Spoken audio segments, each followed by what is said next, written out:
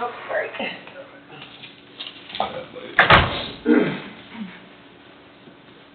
It's 8:30, we're gonna do the pledge of allegiance and then go down for the awards downstairs. Pledge allegiance to the flag of the United States of America and to the republic for which it stands, one nation, under God, indivisible, with liberty and justice for all. So we leave the switch on then while we're going? Yeah, you can just go on down if you wanna. We'll be back at 9 o'clock. Do you have the switch on? Leave switch on, I guess. Okay. Sometime between now and 9. Sometime between now and 9.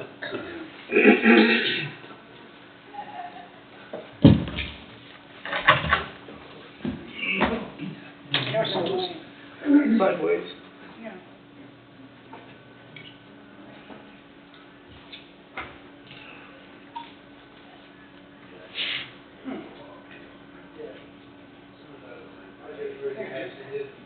All right.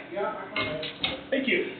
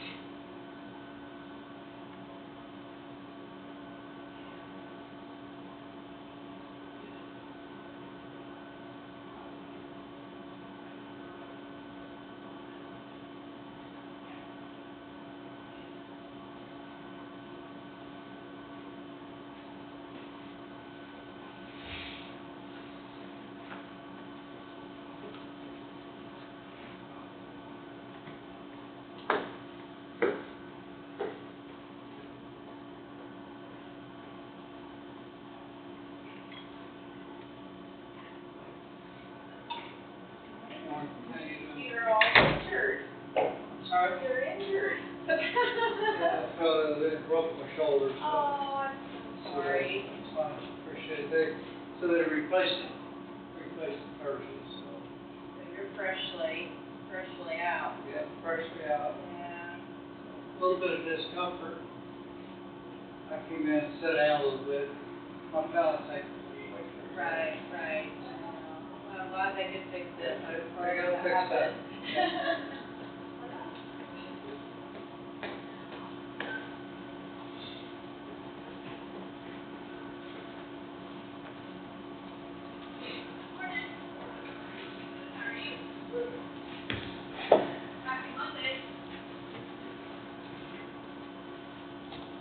Morning, Dan. How are you? Good. How about yourself? Good.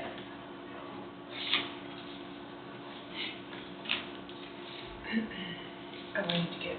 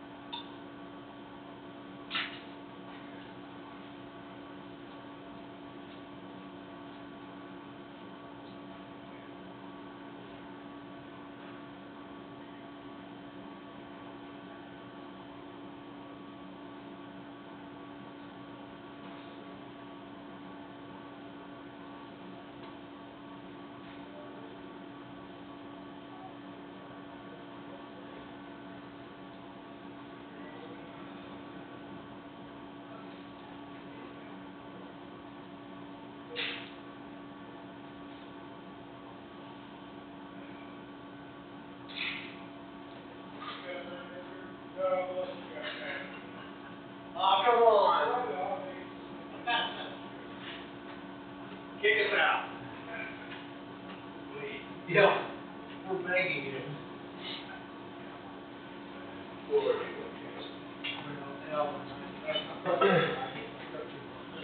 Yeah, that's what I mean. I could have said that. Let's have a show.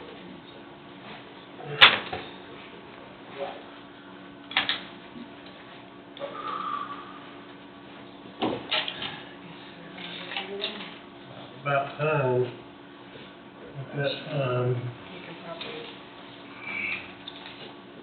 Probably do these, go ahead and carry on. do these things before the 9 o'clock strike. Please. Any motion or whatever. Oh. I need to get this right.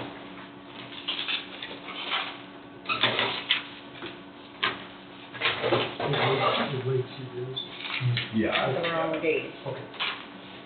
I know. I have 25. So it Okay. fixes it, Okay. but nothing else changed. So everybody gotta re-sign this? Yeah, everybody's okay with that, I apologize. And then we fixed it, and we fixed the same date again. It's like, what is the deal? She had 25 there instead of 24.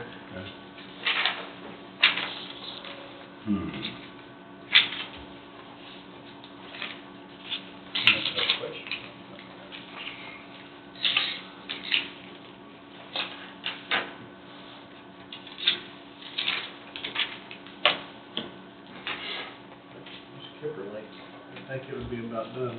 I know, I wonder when it will be. Maybe we shouldn't have been paying for it all this time, get it for free? Or it's stayed out there for many Yeah, that's months. what I'm.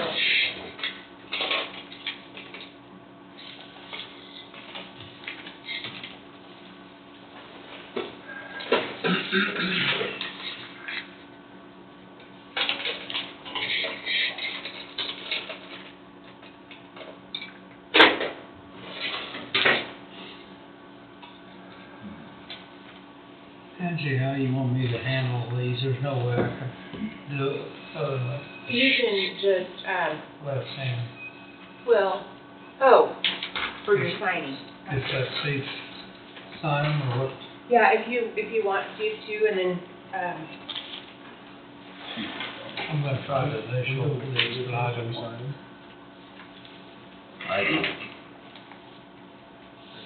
You want me to sign you, John? Is that okay? yeah, and then if you wanna just put a DM beside it, maybe, Yeah, we still if have, you can make a Got it. DM. Okay, so and we then just, we'll- well, this is that you received the application, we're not approved okay, it. so they can go ahead and sign. And you don't even Just see, have we to gotta sign appoint these them. on if you don't want to. Oh, okay. I'll hold it for you. I haven't even looked at the agenda yet. Well, You still didn't get good. I think Wade wants to. I got to where I can eat. So maybe we need copies of all those. And in fact, you can just, if you wanna put something, just put a line that you saw it, you don't have to write your initials on that. I'll see how I get along, Angie. Okay.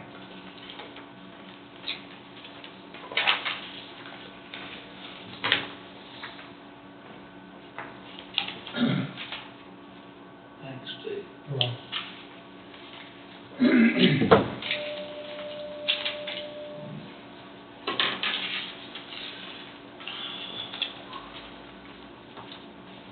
We have some special issues, if you wanna sign those, we can get those on here too.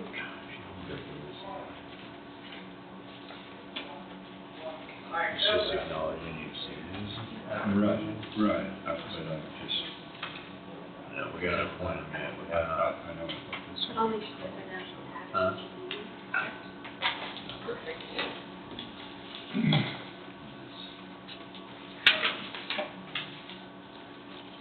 Can we get a copy of each applicant? For the, those, well, there's only one for library. No, there's two for library. Yeah. 2 for library and 3 for zoning with it? And four for planning, zoning and planning. 4? It's, just came in today, or, last week. Well, I mean, there are positions that are. Three's open, yeah, Three's you're right. open, we have 4 applicants. Right.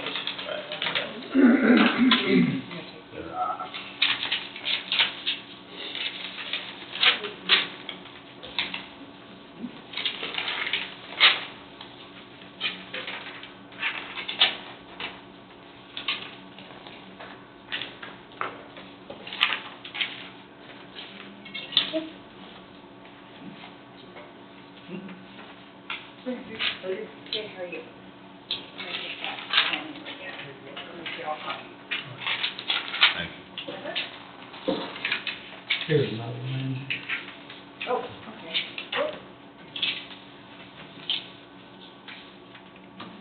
Is he on No, No. we gotta Oh, appoint that's them. right. there? Oh, okay. It's just acknowledging the application. But he, I don't.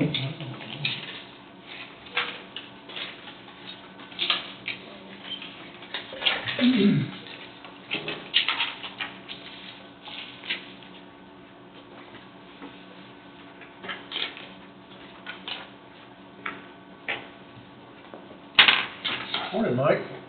Hello, How are you? I'm okay. Yourself? Partly cloudy. Those days. Years a day. Well, hopefully the sun will come out for you later. We could only hope. Usually does about 5. That's right after you turn your phone off. That's a good point. Or both, yeah.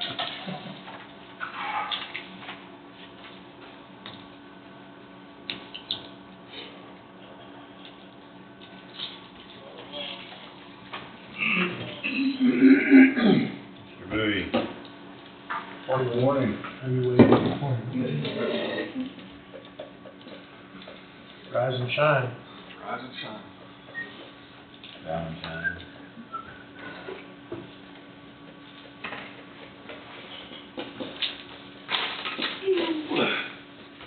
We're already in session, so we went online at 8:30 for the airport flight scholar training award. She loves that one too.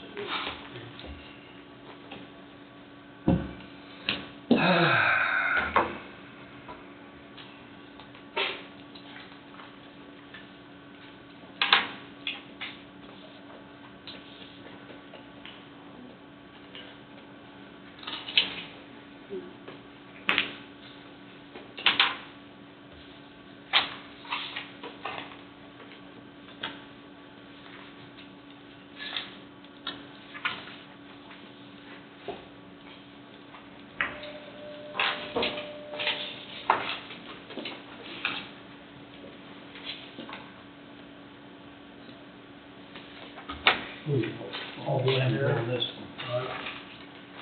Look, got a email.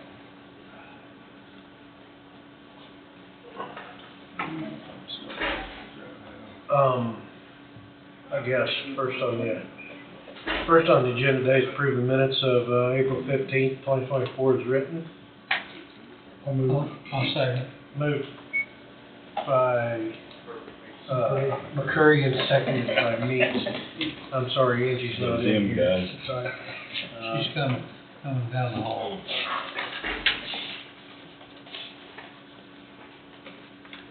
Sorry, I made a motion while you was gone. Uh-oh. But we'll hold.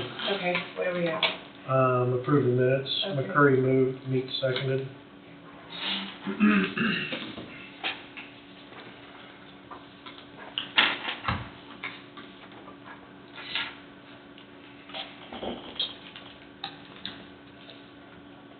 All in favor, say aye. Aye. Aye. Motion passes. Move to authorize Director Chairman to sign CP2 for Randall Capps Summer Help. Labor crew member, wage classification 5-05, wage of $16.20, effective 4/22/24, number of hours worked not to exceed 1,000. So moved. Second that. Moved by Hugan, seconded by Thompson. Any discussion? All in favor say aye. Aye. Aye, motion passes. What do we got next? Letter for Move to authorize the chairman to sign support letter to the city of Burlington supporting the application of the city of Burlington to the state of Kansas for a TA Transportation Activities Program grant for 2023/2024 for the widening of North 6th Street Bridge. And I'm gonna add and direct the chairman. I so move. And second that. That's this bridge just north down here. Yeah, and it's Oh, and now very wide. moved by Hugan, seconded by Thompson. Any discussion? All in favor say aye. Aye. Aye, motion passes. Signed, sealed, delivered. Really stands updated.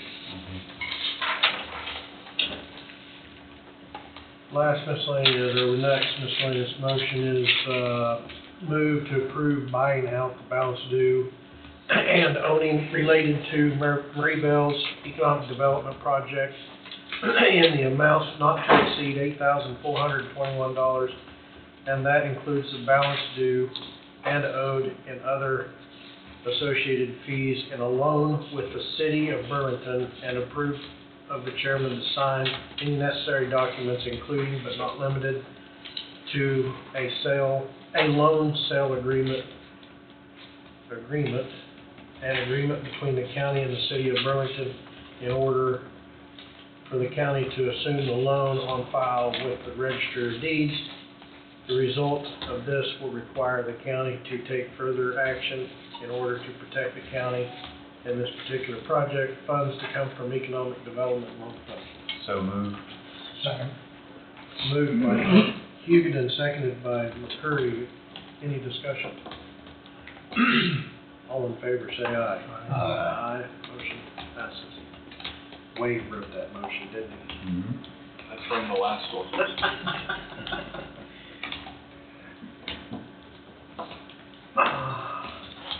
Do we wanna do River City update first? Come on up, young man. Yes, sir. Morning. Morning. Nice cool one out there this morning. It did cool off a little bit. We had that frost at home this morning. It was, Wow, that's not cool. no, it wasn't. That's not good for the wheat. Everybody switched over their air on my house. It was just above 60 this morning when I got up. No auto button? It was hard to get out of bed this morning. Looking to get the the plumbers are finishing up on the north half with their underground electricians will be finishing up this week. The concrete crew, or the flatwork crew, showed up this morning to start edge forms. I'm gonna have their rock truck here tomorrow, start laying rock on the south half. Later this week, we're gonna put rock in on the north half and prepping for a slab pour. We are tentatively scheduling the south half pour this week. A little rain in the forecast. We're not scheduled it yet, but if it does push into next week, we're still buying time by putting our rock down early on the north half. So we'll still be tracking there and getting ready for the masons to take over, more or less. Got some meetings with them this week, and we have our carpentry crew we're going to have a meeting with this week, getting ready to set door jambs, and we'll have a little bit of steel starting, some early steel on the safe room, setting steel across there to set a deck and do that lid as well. Start looking a little different, hopefully. Moving right along. You guys are moving along. You guys are doing a great job. We've been very fortunate, had some good crews out here. Sometimes you coming out of town, you don't know what to expect. Sure. We've been fortunate. You mentioned last week he's gonna pour rock about 8 or 10 inches deep. How do you get that rock over in the middle of where the slab is? Cause you gotta blow it like you do cement? The rock will be 4 to 6 inches for the most part, but they have a conveyor belt truck, a telebelt. It'll shoot it all out there rather than running skid steers across all the pipe. So you couldn't do that. So. Right. No, at home, or most of the time at home, there's not many of them trucks, so you do have to wait until your rock's in, and the electricians have to go back in and scratch in or dig up that rock to put their stuff in, or it'll help out to have a telebelt. Re-level. Right. And most electricians aren't the best at shooting grade. That's not their forte. Right. They're just not to make sparks. Right. They don't worry about the grade. How big a rock is that? Is it packed fairly easy? That'll be just a drainable base, just a clean rock, 1 inch, give or take. 3/4 of 1 inch. Right. It's clean rock, is that right? Yes, and it'll just be our drainage layer, and then it'll have a plastic on it and vapor barrier and ready for some concrete. Covered up. That way the water runs off of it, right? As hard as that stuff's been that we did get in, it hasn't been too muddy with the rains we have had. We've been fortunate with that. I know everybody wants the rain, but we need a little bubble here. Yeah. We definitely need some rain, Cole. Yes, sir. Anybody got anything else for Cole? Well, you mentioned safe room, and that's that rectangular structure. Yes, It's actually the dispatch center. dispatch. I've been asked several times, why do you have a safe room in the jail? Well, safe for dispatch. Yes, and it is FEMA rated, tornado shelter over there as well. Pretty stout. I seen the rebar out there, it looks like it's stout. It ain't got to go in. I don't think it's gonna move. Side of dynamite. I appreciate everybody, the quick turnaround on payout, that's very helpful. Appreciate that. We'll keep going as quick as we can. Thank you. Thanks, Cole. Thanks very much. Take care. Have a good week.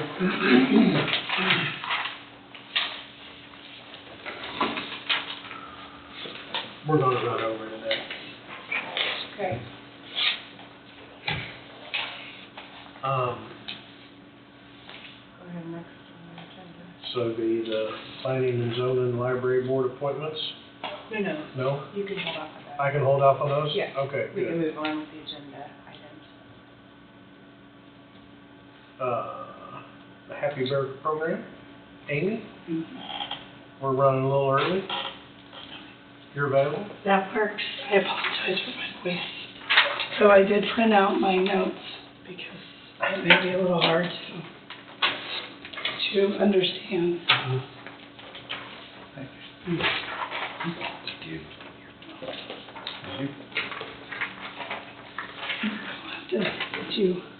I'll give you my notes. Neither. So I was just gonna go over what our program is, for those who don't know what our program is. It's been in existence in Coffee County since 2012. It's a program I used in Salina when we lived in Salina prior to coming here. And when I came here, there was no program like it. So I took the exact same program we used there and adapted it for Coffee County. It is a 45-minute play that was written back in the 80s by a therapist in Topeka. And after doing it for over 10 years here, we actually have honed it down to about a 30-minute presentation. And we visit all Coffee County schools. Our first year, we weren't at SCC, but after hearing about it in the other schools, SCC was on board next year.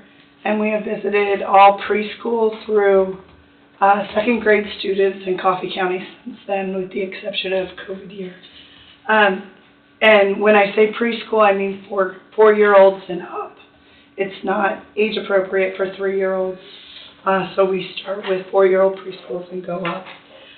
It's a program that teaches about good touch, bad touch. We also introduce helping touches in there for kids. We also do identify private parts, and our big message for kids is private parts are private, they're not for anybody else to see or touch, and then your body belongs to you. Just a message that they can take throughout life, knowing that they are empowered with those two messages. When I started, I had to come up with some data because I believe it was Mr. Whitman at the time who I approached initially. I needed to show why Coffee County needed such a program. And at the time, the average since 2004 when I investigated it was 33 investigated crimes against minors per year. So if you go into the schools and you ask anybody in our schools, does Coffee County have a problem with sexual abuse against minors, they will tell you no, because it's not something that is advertised, talked about, put out there. But since the program, since teachers are now identifying and getting that the reaction from students who come to the program, they're now getting those kids reporting to them. So they're actually seeing firsthand the impact of the program.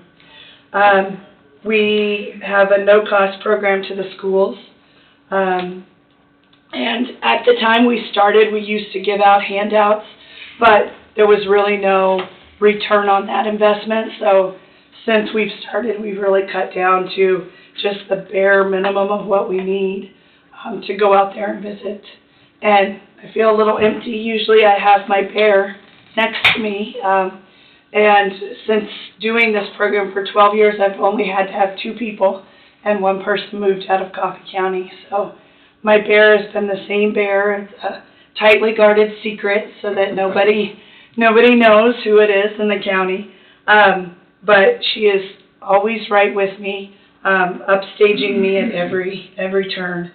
And on the back of your notes there, I did include our opt-out note that goes out a week before we visit, giving every parent or guardian the option to opt their kids out of our presentation.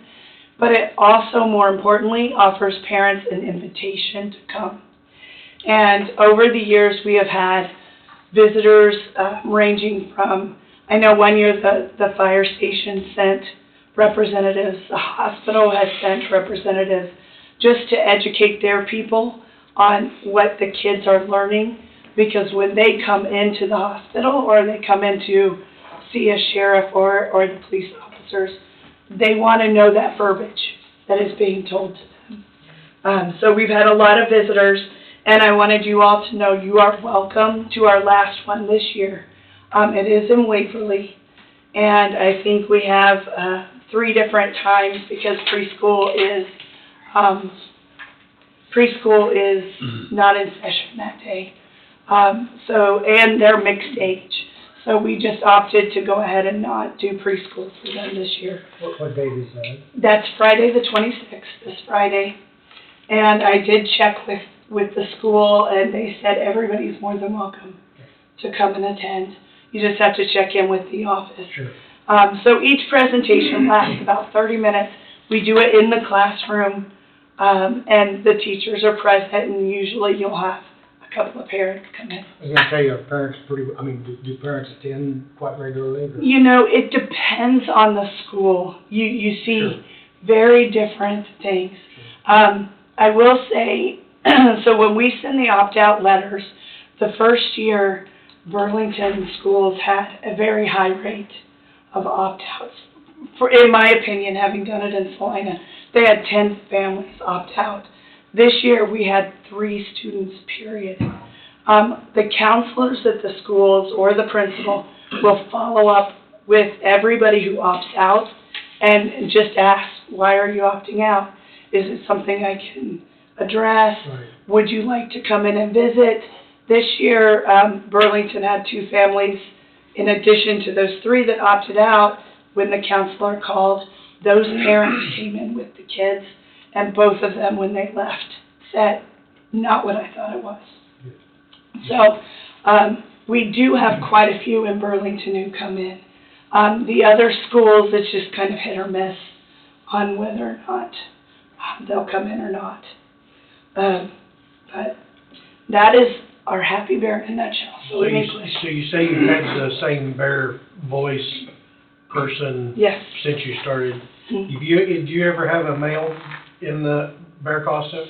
We do not. It's always a female, and she disguises her voice to be like a kid. Okay. And when we role play, there's a very important reason behind each thing that we do. The Happy Bear needs to have that juvenile voice in order for the kids to relate to the bear. Mm-hmm. We want them to see the bear as their equal. And when we role play different people being, and it's kind of hard to explain the role play because it does sound shocking when you hear that we practice giving kids bad touches. But what we're doing is we're practicing a certain scenario with each kid or with each group of kids. And most of my scenarios are males. So we have done coaches, we've done uncles. Mom's boyfriend is one we do with every age. And I will tell you, the very first time we did Happy Bear in Lebo, we did the same scenario that we've been doing for 20 years with this program. Mom's boyfriend stays over with the child because mom has to work, and then mom's boyfriend goes in while the child is sleeping, gives them a bad touch. That exact scenario, the child went home, kindergarten student told grandma the exact verbiage we gave them that day at school, and it turns out that the kindergartner and her younger brother were being abused by the boyfriend. Wow. So, while it is shocking when you throw somebody under the bus like that, we're doing it because of the data showing who some of those perpetrators are that come in. Be a common problem, I would think. Yeah, yeah. So everything is researched that we say, and when we talk about the body parts, that's another part that's a little shocking. I ask the kids what the names are. Does anybody know the name? They will throw it out. They throw out everything. And I don't dismiss it. I always say, you can call it that. But the doctor name. And we discuss at length why it is you want to know the doctor name, because if you go to the doctor, they need to be able to help you. So we go through that. Another important point, we always end every time with the helping touch, and we role play grandma helping the kids because they got muddy during a mud fight with Happy Bear. So we always end on that helping touch, end with a positive before they leave. Every kid gets a stamp that says Happy Bear visited me. Kids get pencils when they're in second grade because we don't get to see them anymore. Second grade's you'll get some gigglers in second grade because at that point they've seen us. They know what's coming. They walk in the door and it's like, oh man, she's here to talk about private parts again. And it's not really, the gist of it is we're talking about good touches and bad touches. So, but I wish I had a count on how many kids we've impacted. Last year's senior class was the first group or the seniors, I had every kid in Coffee County go through Happy Bear. That senior class was my first group to go through. And I wish I could say we haven't had any instances since. That's not the reality of what we're doing. We still have instances every year. Has the numbers increased or have they decreased? You know, As that far as the reported numbers? that part I don't have privy to know. I wish I did, but I don't have the information. I did, this year I posted on, in my real life, I'm a travel agent. I take the month of April away from working to go to the schools, and I had posted something on Facebook about that. And I received a private message from someone I didn't know, I don't know their child, and she said, I've been wanting to contact you for a few years. My daughter, when she was in second grade, was at a friend's house, and the neighbor kid came over, and both girls he tried to do something inappropriate, and her daughter stood up and said, Happy Bear said you can't do that, and went with the kid to her mom and reported it. And she said, I just wanted you to know you empowered my daughter to say no, because that friend had never said no. And so getting those messages is kind of what keeps me going. Reading the newspaper, no offense, sometimes you only hear the negative, and I think, why do I do this year after year? But that message was just proof of why we go out there and do it. So we would love for any of you to come and visit, and just being with those kids, they'll come right up and give you a hug, which also shows you why we do it. They often just want to hug and embrace everybody, and we just have to empower them that there are boundaries. It's really alarming that we've got 33 investigated sexual crimes. Mm-hmm. Those are the ones where a child's come forward or something. Mm-hmm. I think how many more there may be. Mm-hmm, exactly. And the threshold for being able to press charges is, it's very high for a reason. And when you're working with small kids, they often don't know the pieces to tell you to convey the message. And that is what the program does.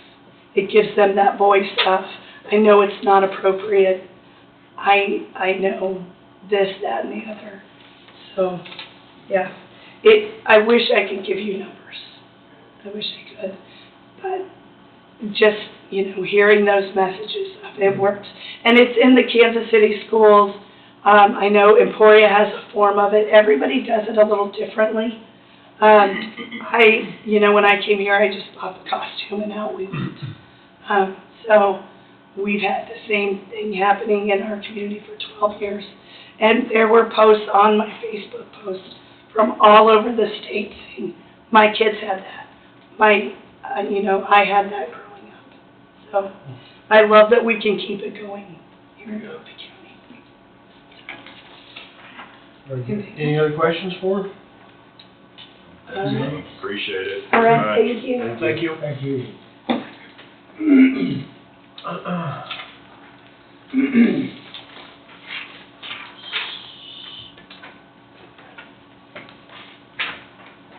How much time do we have? Guess we'll hit the health department administrator. Amelia, you're up. Good morning, Good guys. morning. How long's your executive session? 20 minutes. You're here for the boards. I hate keeping y'all waiting. But what are we gonna do? I don't mind waiting. You don't mind waiting for a bit? I know there's just some discussion. I hate keeping Mike and,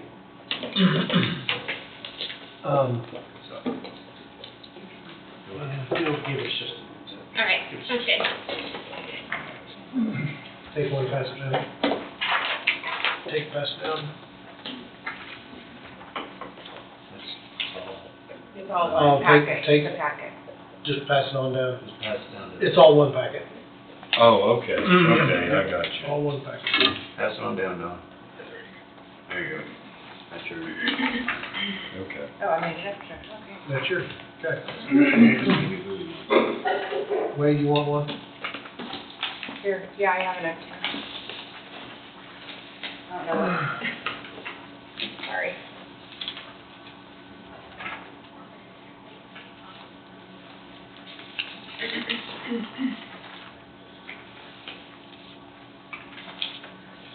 Guess we'll start with the library board. That's probably gonna be the easiest one, isn't it? Yeah, you just have one position up and two applicants. We got two applicants. One position? Yeah.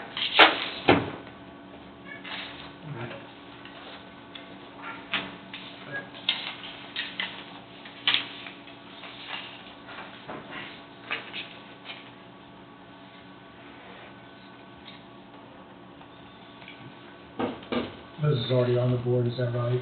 Yes.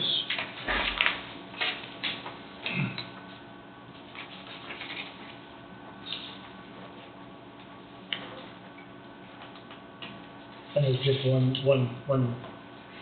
One position position, open. and that's the position that's open. Yep. Yeah.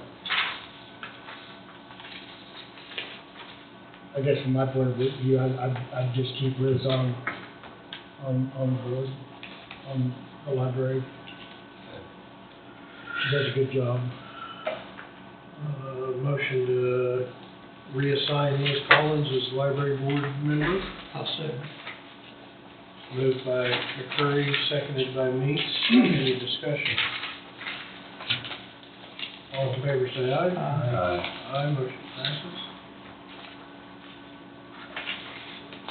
Congratulations, Liz, you're back on the board again. Annette? Keep applying for more positions, there will be a day. Yeah, there will be. All right, next is, planning and zoning board.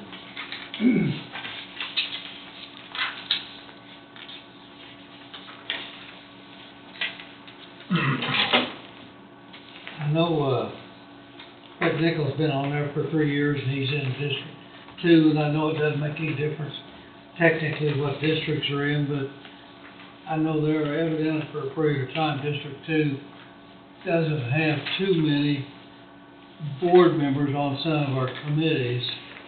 I'd like to see Craig stay on.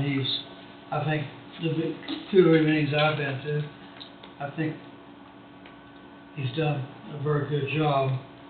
A couple of the candidates, I don't know. Jackie Mitchell was Jackie Olney in Leroy.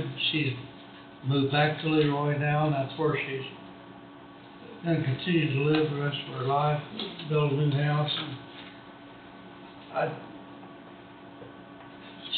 I'm not sure if she was in school when I was there in Leroy, but I think she'd be a very good, high qualified person for the planning board, and I know she's looking forward to the opportunity to serving if that's a choice of the commission. And these other, Well, I guess, is it appropriate, if we're gonna discuss personalities and stuff, can we go into executive session to discuss this?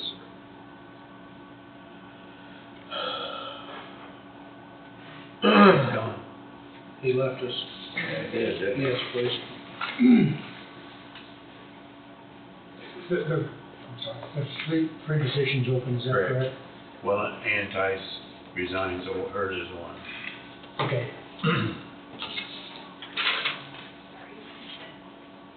How many applicants are there too? Four or five. we got five.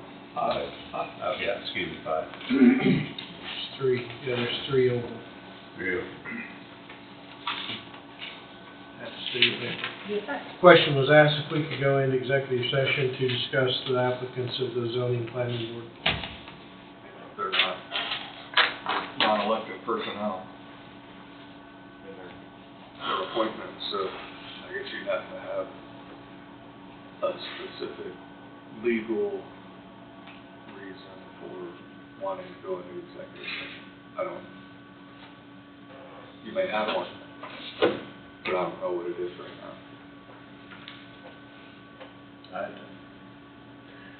Well, I just thought we'd done this when we did other board discussions, I thought. To particularly speak of individuals, To not, to not public. I mean,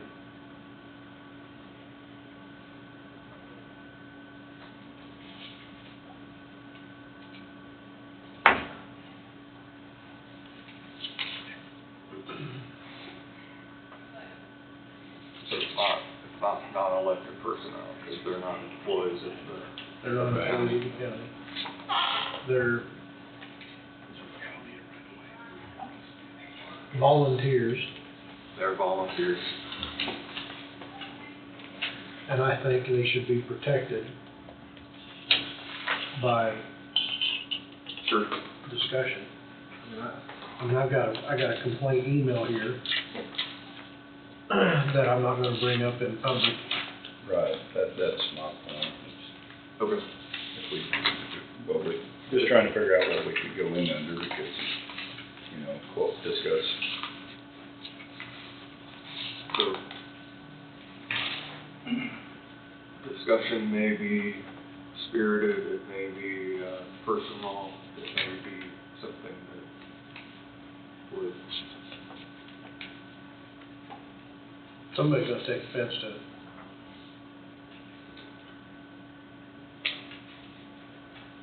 I'm gonna take offense to everything. Sorry. well, Somewhere, yeah. That's true, but we don't want to do it intentionally. No. yeah, it is None of it is. somewhat a unique situation, because not every board like this is on YouTube. So the audience casts a pretty wide net. I guess I would suggest if you want to go in, that you do it. I think the reasons why you want to go in and talk about who you would appoint to, I guess, the applicants, And if it becomes an issue, I guess we'll deal with it in a different arena, but to protect the names and reputations of those who Volunteer. have voluntarily applied to be on an appointed board for the county. I think that for me will be enough, and hopefully it's understood the reason why, so you guys can have a informed discussion about who is best for those particular positions, number one. Number two, if a discussion would occur in the future about someone who's applied for an appointed board and whatever the concerns are aired, then you may not have people who want to apply to be on the appointed board. Right. So I'm just saying that for the World Wide Web instead of anything, in case there's My reasoning's exactly, not that it's, so. Would, now the next question, would anybody with the zoning planning being present would be also included in the executive session? No? It's a board decision. Okay, the board has decision. to. 15 minutes? I would think that'd be sufficient, wouldn't it, guys? Yeah. Yeah, I think it's fine. We've got 3 openings. 3 open correct? and 5 applicants. Okay. Move to enter into executive session, the commission, Wade Bowie, for 15 minutes for the discussion of zoning planning applicants. So moved. Second that. Been moved and seconded. Any discussion? All in favor say aye. Aye, motion passes. We'll enter at 9:37 for 15 minutes.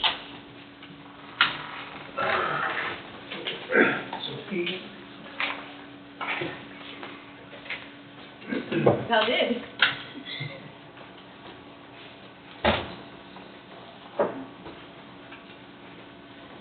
What time did you go on last? 27. 9:27, okay. 27 minutes.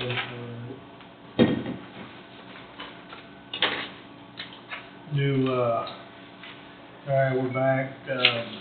I believe that we're going to have to take another executive session under the same verbiage, same people. 5 or 10 minutes, Wade. 5 goes pretty quick. 10. There's a vote for 10. Okay, for 10 minutes. So moved. You would second that? Moved by Egan, seconded by Thompson. Any discussion? All in favor say aye. Aye. Aye, motion passes. And I've got to get, come on. Me and this thing's fixing to have that. There we go.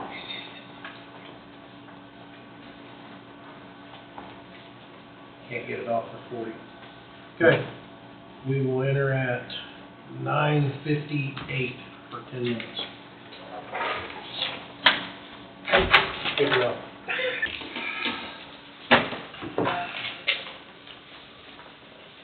Oh, I just closed myself out.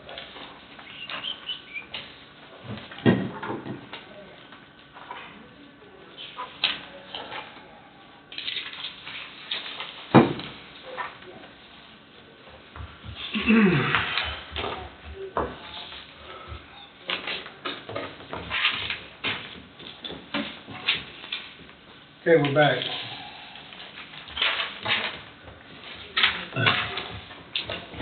Three positions open, we had 5 applicants.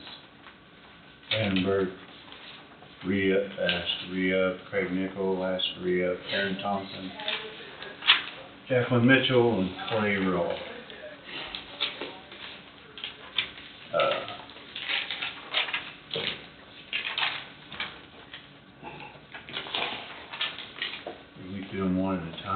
appointments, I guess, or,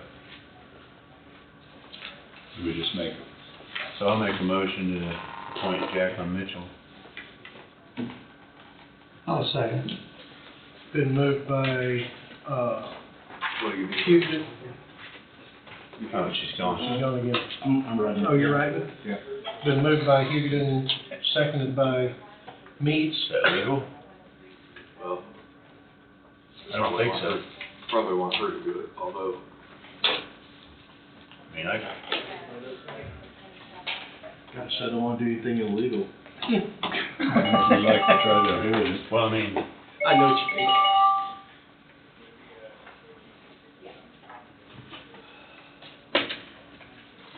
Here comes Bert. I can.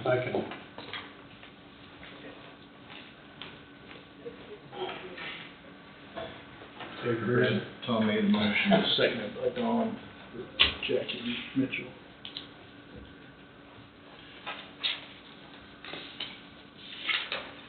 Well, this appointment to what?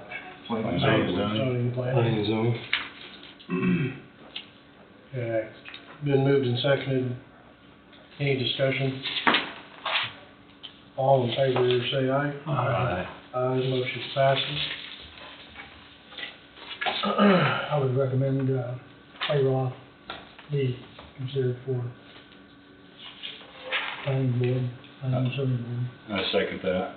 Moved by McCurry, seconded by Thompson to appoint Clay H. Roth to the zoning planning board. Any discussion? All in favor say aye. Aye. Aye, motion passes. I'll move to reappoint Craig Nickel to the planning board. I'll second.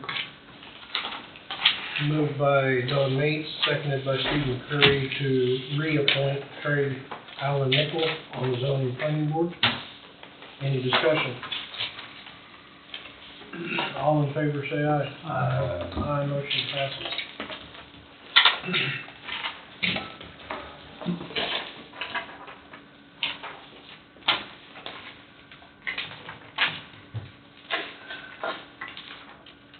And we have Liz Collins for reappointment to the library. Liz? Okay.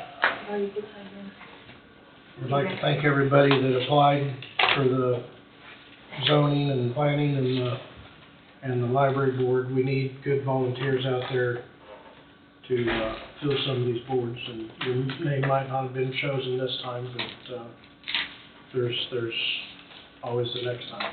Do you want me to notify the planning board members of their new seats, or? Please. I usually send letters, Your, so you can too if you want. whoever, somebody needs to know. I usually Never. send letters and. Whenever you get a chance to send me the one so I can do that too. Okay, perfect. Thank you, Tammy. Thank you, Heidi. See you guys. See you. Thank you. Thank you. Okay, Amelia. Sorry that we No kept worries. you waiting so long. No worries. All right, I would like to request to go into executive session for preliminary contract negotiations for health department renovations, including county commission and Wade Bowie for 20 minutes.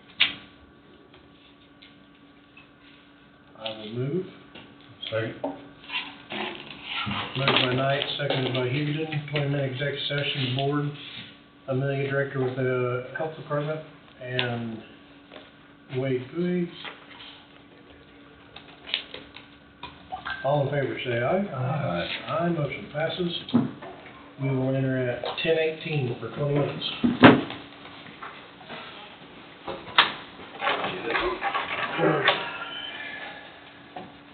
It's 10:15. Turn it.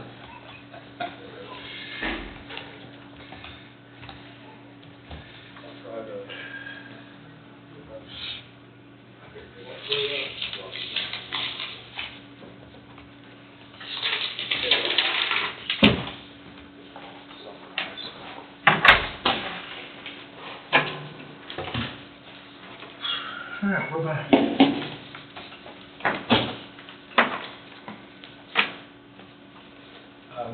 For the purposes of post-executive session, there is an agreement, consultant-client contract that has been prepared by BG Consultants in reference to the design and construction, renovation or remodel of the Coffee County Health Department. This is the initial phase of that remodel or renovation, and that would require approximately a 2,200 square foot interior remodel of the existing health department in the basement of the downstairs portion of the Coffee County Courthouse. That would include the architectural design, mechanical, electrical, and plumbing engineering related to that project by BG Consultants, and the costs and fees to do so would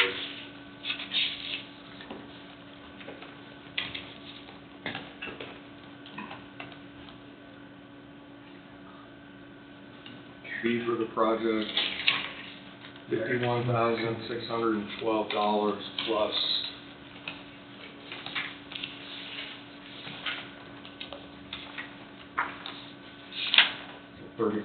$3,400 for environmental health, including environmental health area. And I'll turn it over to Amelia because there are some initial funding sources available to pay for a part or a portion of it, and she can sort of relay those to the board. For the funding, I will begin with the COVID ELC CRC-ET. So that is approximately $40,000 that will go towards wall mount computers, computer on wheels, barcode scanners, BD Verter testing devices, patient point monitors. Then the COVID ELC EI, so that's expanding infrastructure, $18,032.70 is allocated towards the architect fees, which can also include the hand hygiene stations to place sinks in all of the exam rooms.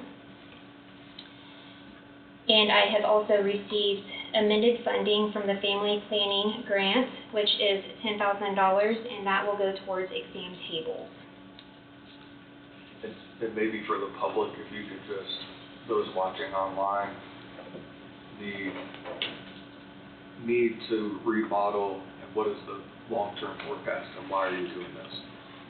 So the long-term goal for the health department is to expand our services to eventually get a nurse practitioner on board for 2/5 time, part-time to begin with until our needs increase, along with increasing our ability for testing. So that's where the BD Verter test supplies come in. So that's the rapid influenza, RSV, COVID testing.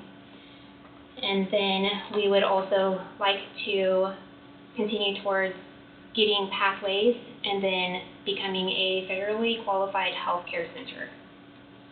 And that will hold us at a higher standard for the health department of regulation. Is that it? So do we need to enter into a contract with BG Consultants now then, Wade? Yes, you'll need a motion in reference to BG Consultants. And I guess we'll pass this on to Angie if she can push it.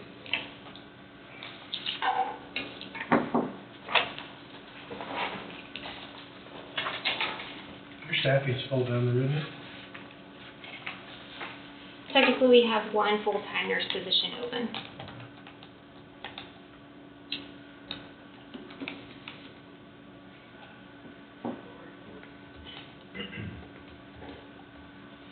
Is that a staff member you feel like you'll have to fill in the near term?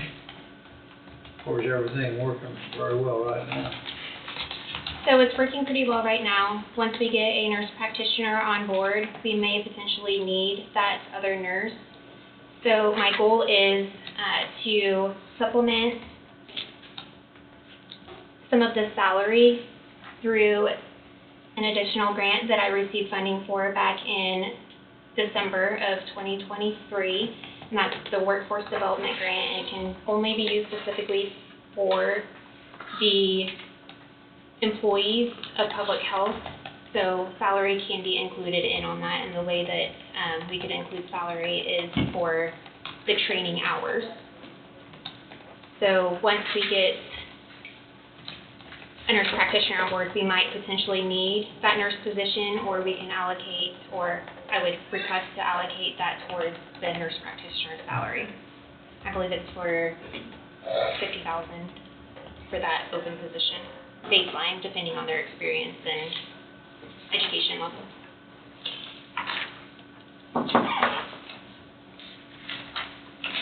I wasn't even watching you. It's okay, I'm just making sure I have everything.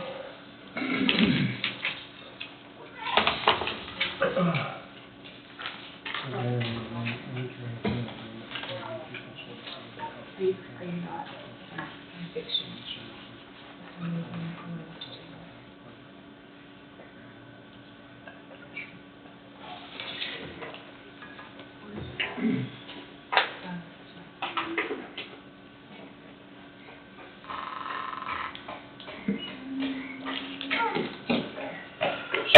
Sorry we're running late, guys. I seen the schedule this morning, I was like, that's no way. There's no way. Okay, thank you.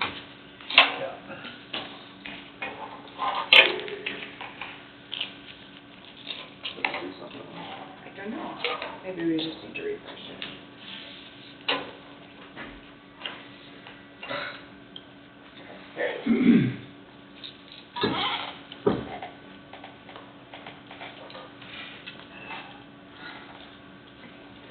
Who's signing that? Amelia signing that, or mine, the chairman? Chairman will sign it, so it needs to include in maybe the bottom of page 4, 17. The lump sum fee for this project is a total of $51,612 plus reimbursable expenses that are listed on Exhibit 2. Exhibit 2 includes fees paid for securing approval of the authorities having jurisdiction over the project. So lump sum fee of $51,612 plus reimbursables and $3,400 for environmental.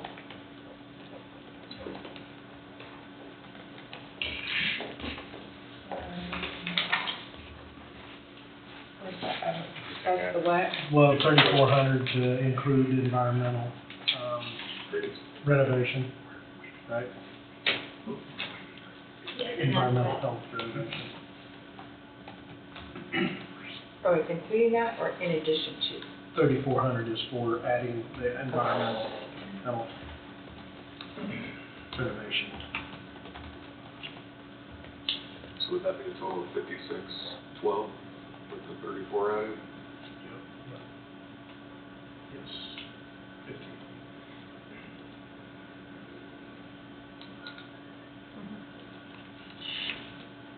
$55.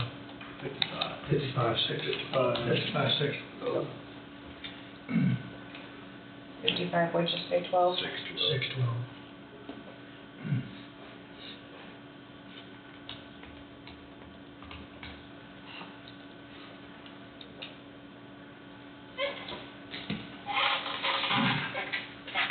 We need to have authorized health director Amelia to sign. Should be 5512. Sorry. 612. You're doing 51,612 And plus 3,400? I'm sorry. That's right. Right. That's okay, I just wanna make sure we have the right, okay. Yeah. And so then what else did you wanna add? We have to enter into agreement. We have to authorize and direct the health department administrator. Having the chairman sign. We have to authorize and direct the chairman.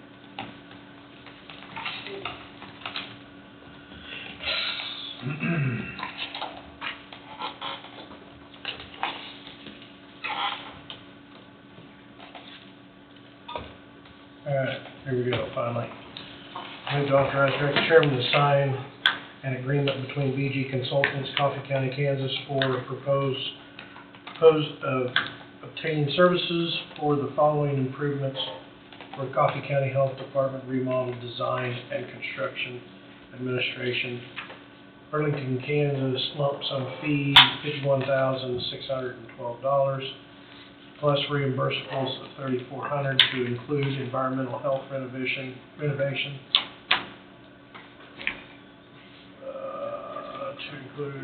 To include environmental health renovation for the total of $55,012.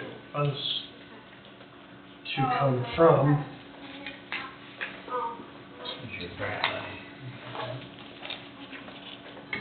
Correct. who would A portion of it, a portion of it. $18,032 for the lump sum fee. And that's all that needs to be paid up front, right? For the initial check for the lump sum fee, correct?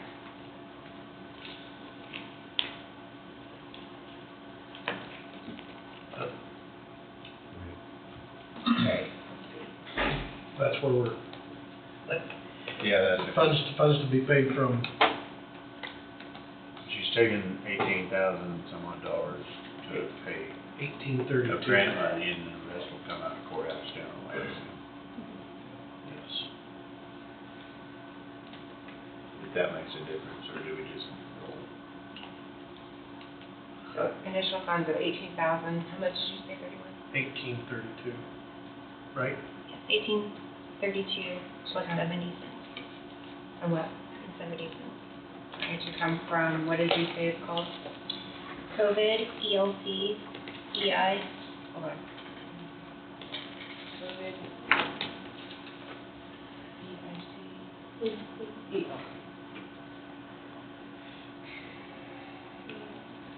Okay.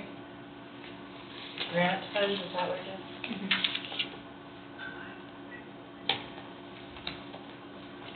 And we'll just take the balance out of courthouse general for now.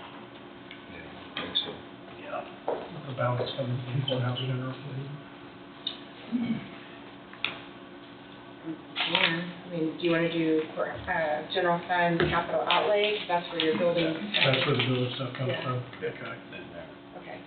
And I mean, we can, and then we can check to see if this American Relief Fund Act Cares can reimburse Okay. us for that, for the initial. Until we find out that we can totally use the leftover for the renovation. If we can use it, then we'll use it. Okay. Assuming there's gonna be some months, some time in between signing this contract and it's on contracts going out, so we'll have some time to do it. Research Yep. these dollars.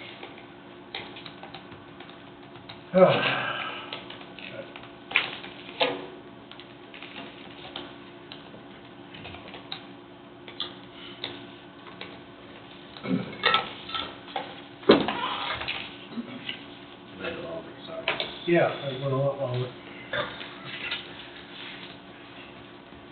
With addition to the motion. $18,032.70 to come from COVID, ELC, EI grant funds, remaining to come from general fund capital outlay line item. So, I'll second that. Moved by Hugo and seconded by Thompson. Any discussion? All in favor, say aye. Aye. Aye. Motion passes. Got that done.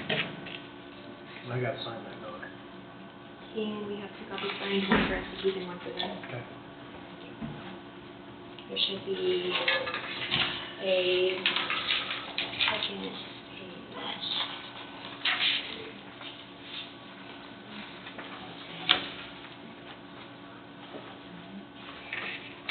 Do you have the, yeah, thank you. Here's the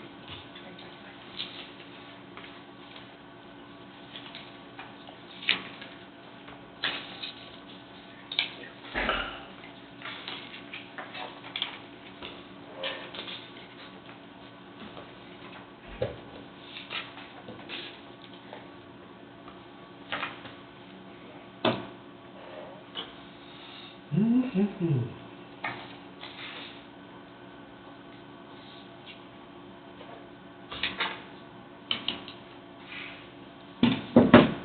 that book? Where'd you get that? I don't know, some of this. I'll tell you later. Called The Marvelous Adventures of County Land. There's some pretty cool paint and printing in there. It's not a coloring book. Close.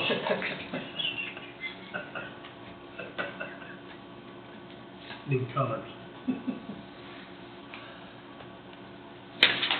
Alright.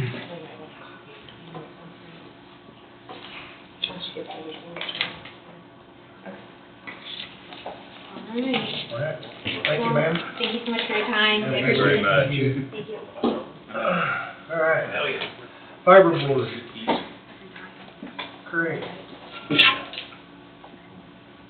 Craig, Brad. I'm also going to include Craig Pullman and Brad Very Scheidmeyer as well. Good morning, and thank you for your time. We're going to try to hopefully get you back on track here real quick. Appreciate your time always, and appreciate your guys' efforts. I know you guys have a whole county to run. I just have a school district to run. So, you guys, again, thank you for everything that you do for our county. Again, Craig Marshall. I'm president of the Fiber Board, but really these two guys, Brad and Craig, are the ones that know all things Fiber Board. And I definitely want to give compliments on the work that they do in regards to the Fiber Board. Jesse Knight is our representative from the Fiber Board, and a quick review of the Fiber Board, just a quick review. It encompasses basically all things county. The county is involved as a voting member. All 3 school districts, again, are involved as voting members. We also have the library and the hospital. Am I missing anybody? Again, encompassing all things county and the connectivity, fiber connectivity is just so important in a community like ours. So anyway, we have a piece of equipment that I'm going to turn over for Craig and Brad to explain, because they're going to do a lot better job that we're looking and needing to replace. It's a piece of equipment called a core switch, and it's very important for the workings of the fiber network. So, Brad, Craig, you're on. Okay. Core switch. It is basically the brains of our internet connection.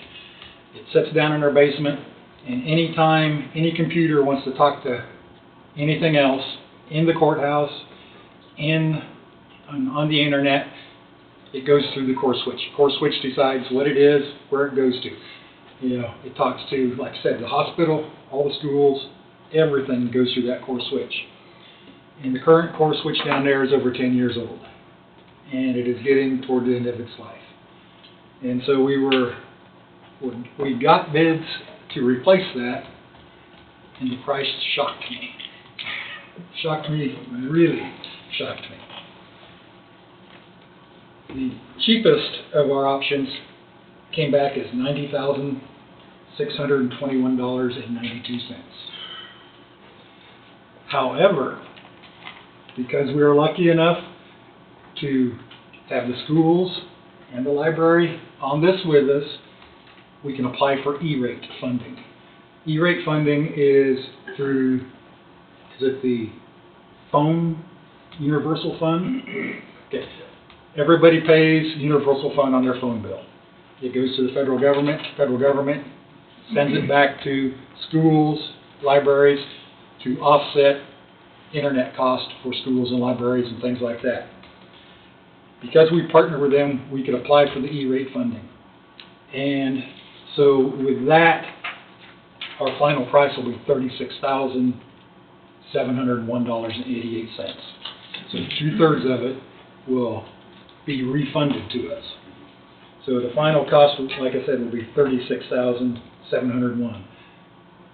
Caveat right now, we've applied for that. We haven't gotten it yet. There's no reason we won't. Just right now, it takes time. We don't have a set price right now to bring you a bill. This is information. Not to exceed $93,000. Not to exceed Probably around the probably around $36,000. My comment to the Fiber Board was, you know, the only other way to do this is to split the $36,000 up amongst the group of fiber board members as far as to utilize it, the schools, the hospital, the county, and divide it by X. And I was like, that's Peter, Robin, Paul, and so on and so forth. Why don't you come to the commission for the remainder? Use the grant funds if it's available, use it, and come to the county commission to pick up the tab. Because it's housed in our courthouse, it is the main part of our. Yes, and most things that we split amongst ourselves, we do divide it. This one became, it's such a large burden for the library or somebody that, Or some of the school districts. Some of the school districts, yes. So I'm not asking for a motion right now because we really don't have a price. Just want to get your okay. You said it was the lowest price, Brad? Yes. This is the best buy in it for the future. Yes, I believe so. We looked at replacing exactly what we got and replacing with something that'll work just as well, we believe. And I've talked with the engineers, and the more expensive version was almost twice. Twice. So yeah, we could go with 90,000 instead of 170, and it will do the same thing. Yeah, if this would have the 10-year, hopefully, Should at least 10-year lifespan, the other yes. one, then it has the capacity for some growth in it. Yes. Okay. It's three components, where the current one we have is just one large component. Okay. So The core switch is still working, you just need to. it needs to be replaced. It needs to be And we're replaced. planning on doing that this summer when school is out. So once you order, how long does it take to get something like that in? We have technically kind of ordered it. Oh, no, that's fine. Yeah, we have technically ordered it. You got it on hold, don't you? Yeah, it's on hold till we hear from E-rate, and they are building it. It is on its way. One way or another, we're gonna pay for it. No, I'm just curious Yeah. if it was going to be 6 months down the road before, it's fairly quick. The target is the summer work, Right. and that's when, of course, three entities, the schools are out, so that makes it easier a little bit for Craig and Brad to work on that, so that's the part that makes sense. Okay. I missed the last meeting. Was there an exiting of member of the fiber board? Yes, there is. Southern Coffee County 245, USD 245, has decided to go ahead and go independently away from the fiber board. It's not that they're upset, angry, disgruntled, if I'm speaking out of turn here, that's the That's the way I chime took in. They are just going to try something different, and that's basically the gist of it. So, we believe the fiber board is an extreme positive in this community. We have that purchasing power piece. This is a perfect example of purchasing power here, and the connection that we can put all of our resources together. Also need to recognize Mary. Mary's over here. Mary Davies from the library. I'm sorry, Mary, I forgot to mention you as well. Mary's here, and so the purchasing power piece that we have, and the working together, collaborative nature. Man, it just helps everything fiber connectivity wise, technology wise, in this community, in this county, and it's off the charts a good thing. He may not want to answer this question, but if they're gonna bail out, that may not be the right way to do it. Do you feel comfortable that that's the right choice for them? I don't want to speak on their behalf. I will say this. I love the fiber board, and I love the group and the collaborative nature and the cooperation that we have, and the working agreements that we have in place. I wouldn't want to have it any other way for our school district here in Burlington. So I don't want to speak for everybody. I didn't figure you would. I'm not sure I understand, but if they're not part of the fiber board, they would still be utilizing this switch. No, Correct. they will not. Okay. The, I have no understanding Yeah. of how these things work. they would not, but the county libraries in each community Right, and right. They will be purchasing internet from someone else. Okay, Yes. okay, very good. Good questions, guys, very good questions. And I think it was a financial thing. I think they thought maybe they could do it cheaper on their own than it was belonging to the fiber point. But one thing they're not gonna have is the purchasing power. That's what's gonna be the hard part. And support. And resources support, there is so much knowledge that we have, here between Craig and Brad, and other entities, as well. Adam Carver's your support person. We also have Courtney Finlayson, our assistant here as well, and then other relationships and working partnerships that we have with other people, that when we call, I mean, we've been around a while, when we call, we get responses immediately and we get support immediately. We have such great connectivity here. Our downtime is so minimal. If we have anything pop up, it's taken care of quickly. I think we count 2,500 computers behind that switch. It's pretty amazing. Pretty amazing what it's turned out to be. There's been a lot of dollars invested from the county to make this happen, and with the entities, the schools and the libraries and everything. I don't know if you fund this, what it would come out of community development, or, that's to be decided later. Yeah, that's something we can That's decide something to later on. think on. I mean, there's a lot in IT funding, technology, office funding. We're getting new phones. Why do we need new phones? Nobody uses them anyway. They're 20-some years old. We could do, there's several. Yes. We don't need to worry about that yet. There is money in there. I have no idea what that phone's. How long would it take to get that grant turned around, or? It should be within a month or so. We Okay, should so you'll know Yeah. way prior to having this installed. Yeah, so the paperwork is always due roughly by March 28th. And then, they've got hundreds of thousands across the nation to go through.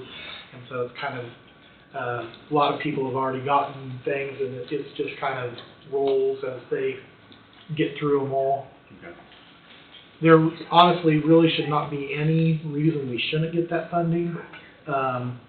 It's a pretty standard item, so it's just kind of a waiting game. Right. Okay.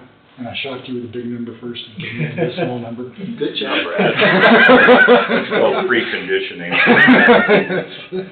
Mary, do you have anything to add, Mary? We just see it as a benefit as coming to you as a whole group instead of individually, like the library having to add it to our budget and bring it to you. So since everyone benefits, it would be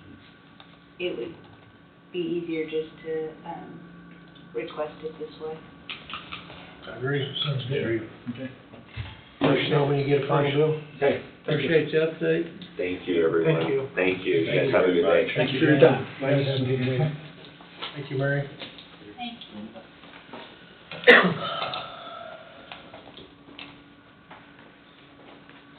All right, Bird Bridge. Brian, you're up. Well, you guys got a pretty full schedule. I think between Adam and I, we got probably 45 minutes or an hour.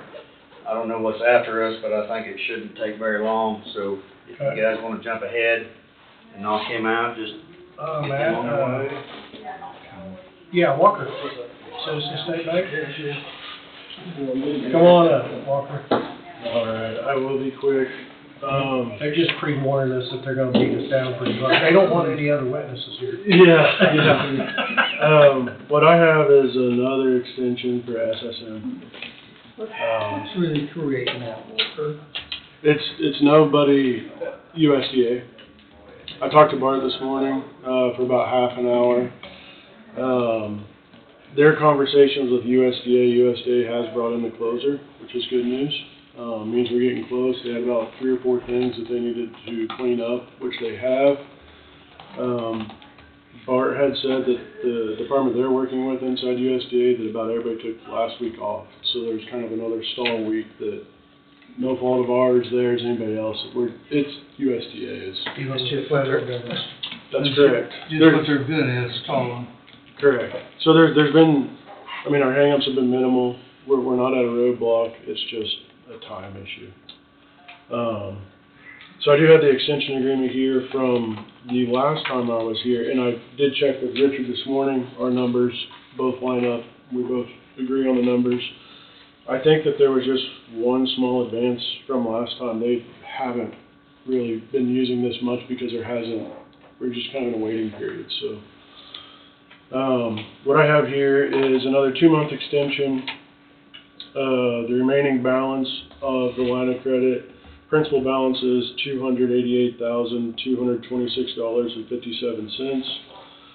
This extension was actually due on the 15th. I'm late. So it'll now be due on 6/15. The interest rate's not going to change.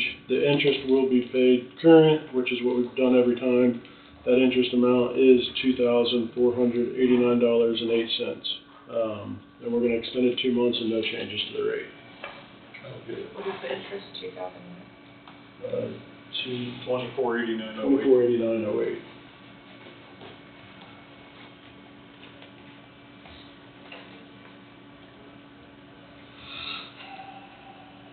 Be ready for this thing to go vertical out there.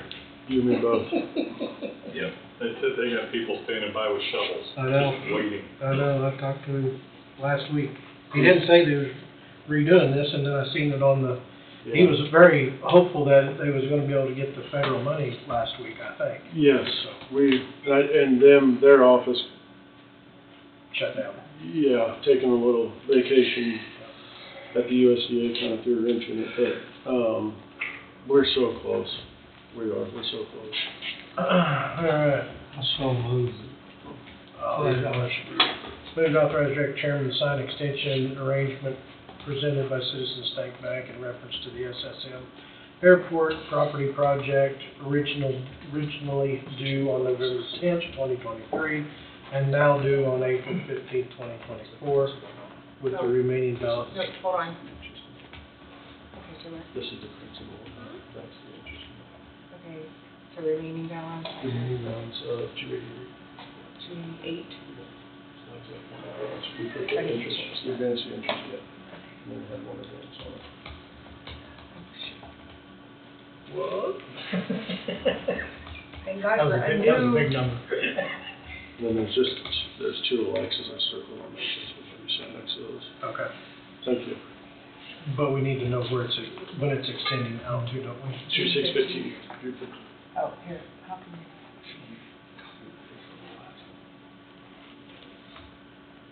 Well, it was changing when you was typing there.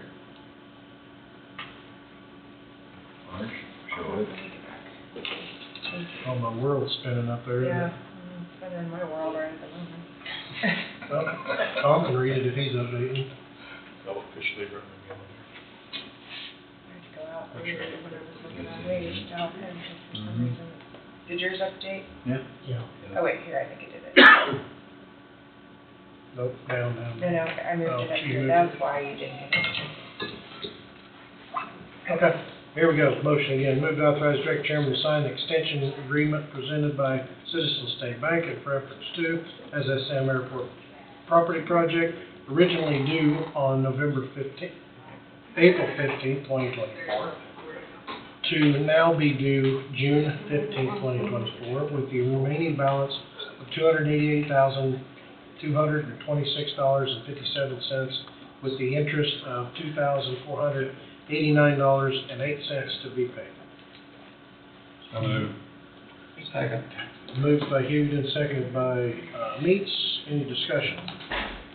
All in favor, say aye. Aye. Aye, motion passes.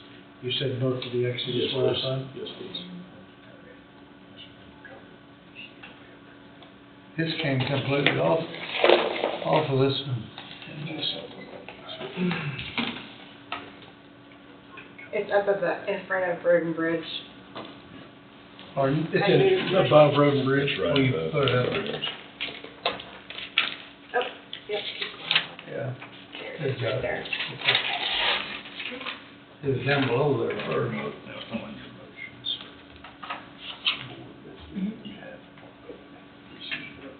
Oh, okay. Oh, I'll fix that. Okay. Thank you, guys. Thank you, Walter. Thank you. Ryan. We'll celebrate when this is done. Yeah, yes. Yeah. Sign up when we go. Yeah. Yes, thank you. You're welcome. There we go. D becomes an F, huh? Okay. And that's not grades we're talking about, that's just a typo. Road and Bridge, Ryan, Makes me love this Kansas even more. take your position now, or Yeah. never surrender it. No, just got a busy morning, but, first thing I have is just landfill totals, pre-dump week. We took on over 130 tons, of material received that week. Majority of it solid waste, construction debris, but that's always it's always a big week for them out there. It's always very, very busy, so I know we had some wind issues and always challenging, but they made it through that.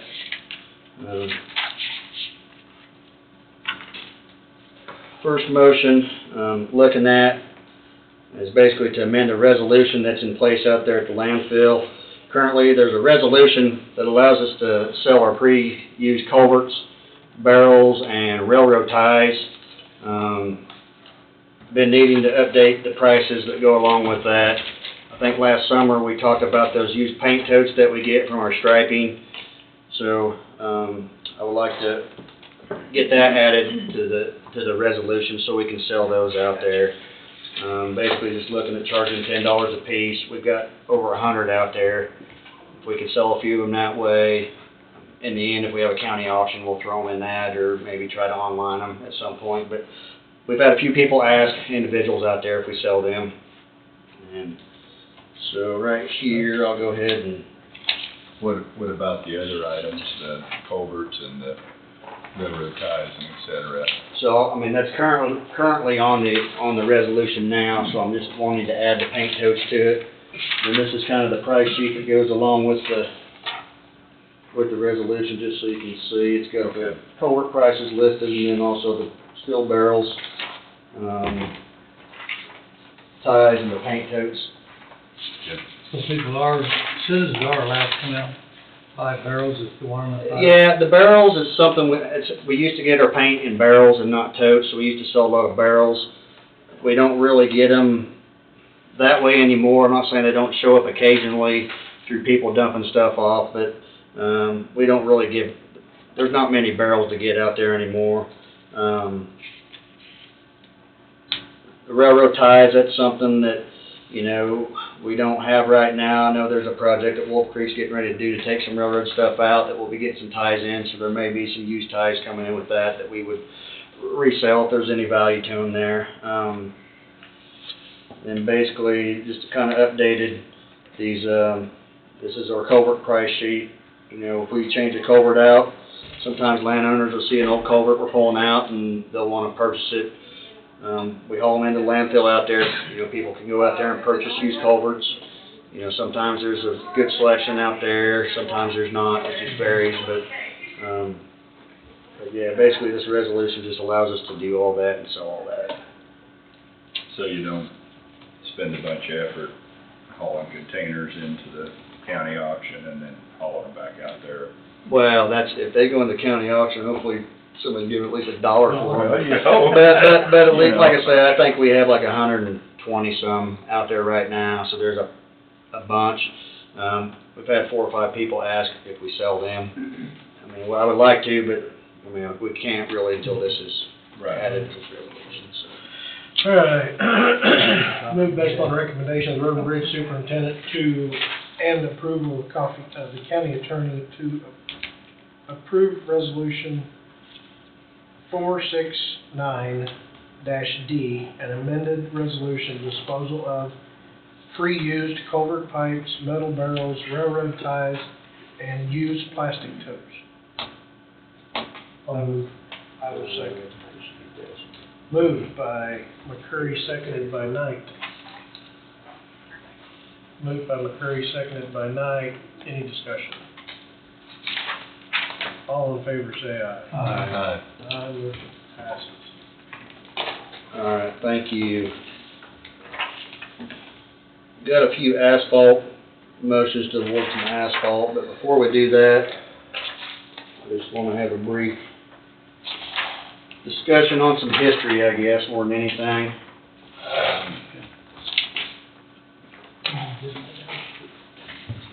I see, that's the sword.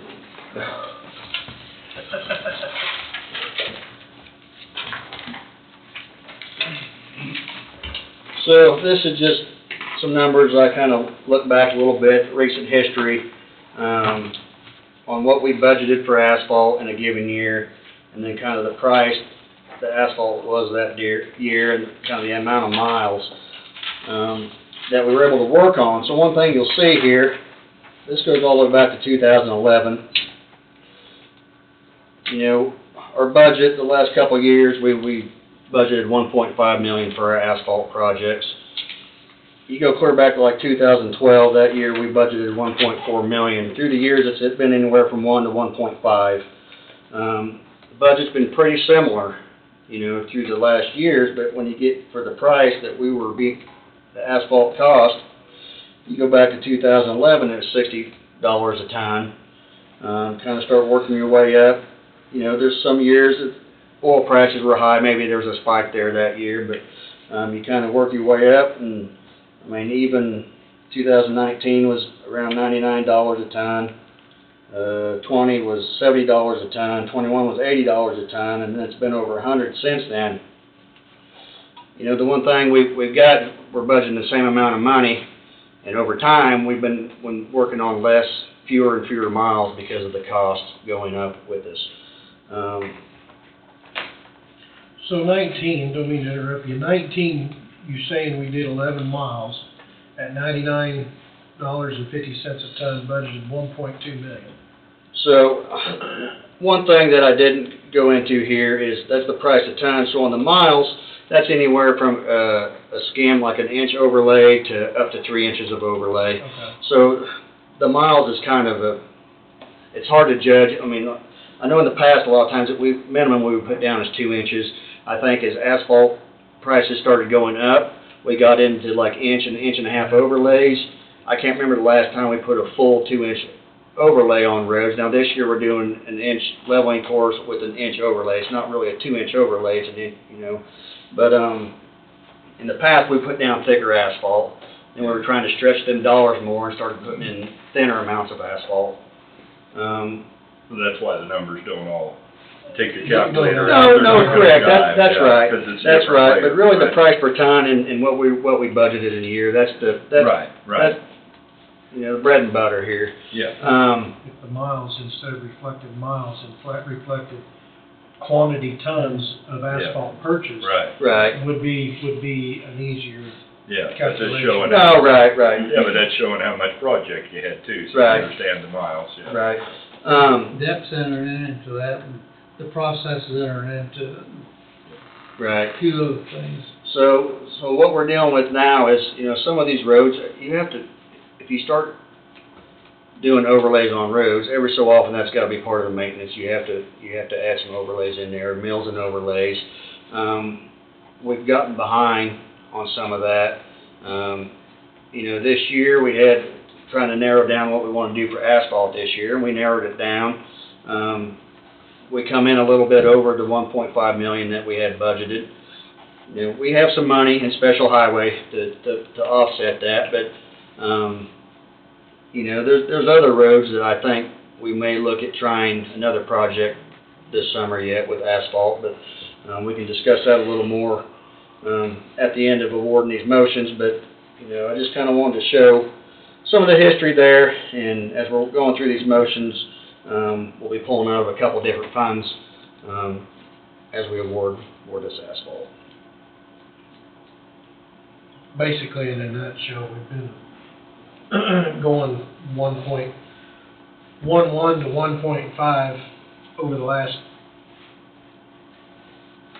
10 years, basically. Correct. In the last 2 or 3 years, we've been very conservative on the projects that we've done, because we knew we had the old 50 stuff coming up. We knew we had the 75, so I think there were some concerns on making sure we had the funds for that. We've got plenty of funds for that. Old 50s, it's already been paid for. The 75 project, will be one we'll have to pay for, and that money's all in special highway. We've got a fund set aside for that, but, yeah, just combinations of things. We're behind on some asphalt. We're gonna catch up some this year. Okay.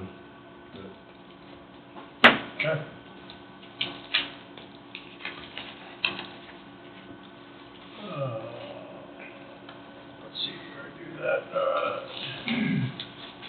Motions for the asphalt, I guess, right? Yeah, so motion 2024-23, this would be for the 4 miles of asphalt, on Fauna from 22nd to 26th.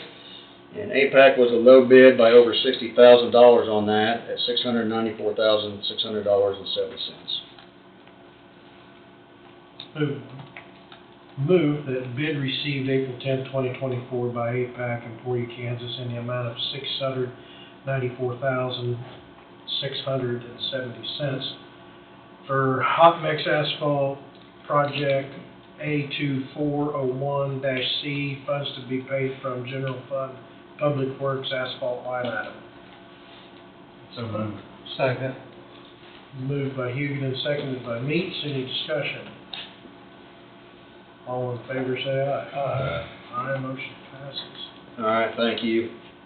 The next motion would be for the asphalt going east of town here. APAC was the low bid by $250. Wow. At $882,730.10.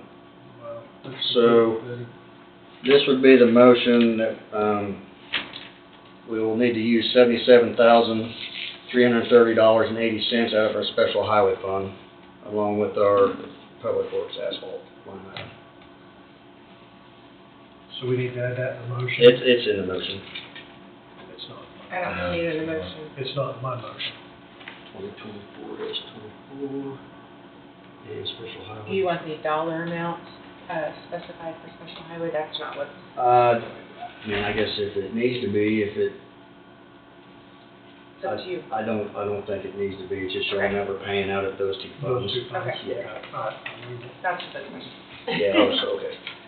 Move that bid received April 10, 2024 by APAC, Emporia, Kansas in the amount of $882,730.10 for asphalt hot mix project A2402-C, funds to be paid from general fund Public Works asphalt line item and special highway improvement fund. So move. I'll second. Moved by Thompson, seconded by McCurry. Any discussion? All in favor say aye. Aye, motion passes. How far east you going on that project? So we will go all the way to Planter Road, and then there was some new asphalt put started at Planter there for a couple miles, and then we'll jump past that and tie back in on the backside of that and go clear to Shetland. Shetland. Yeah. So you look all over 2 miles? Yep, correct. The next one would be for the couple blocks worth of stuff down here by the shop. Bettis Asphalt was low bid by $5,481 at $94,094. This would be one that would be paid out of our special highway fund. Move that bid received April 10th, 2024 by Bettis. Sorry. So you are using Bettis? Yes. Okay. By Bettis in the amount of $94,094. There.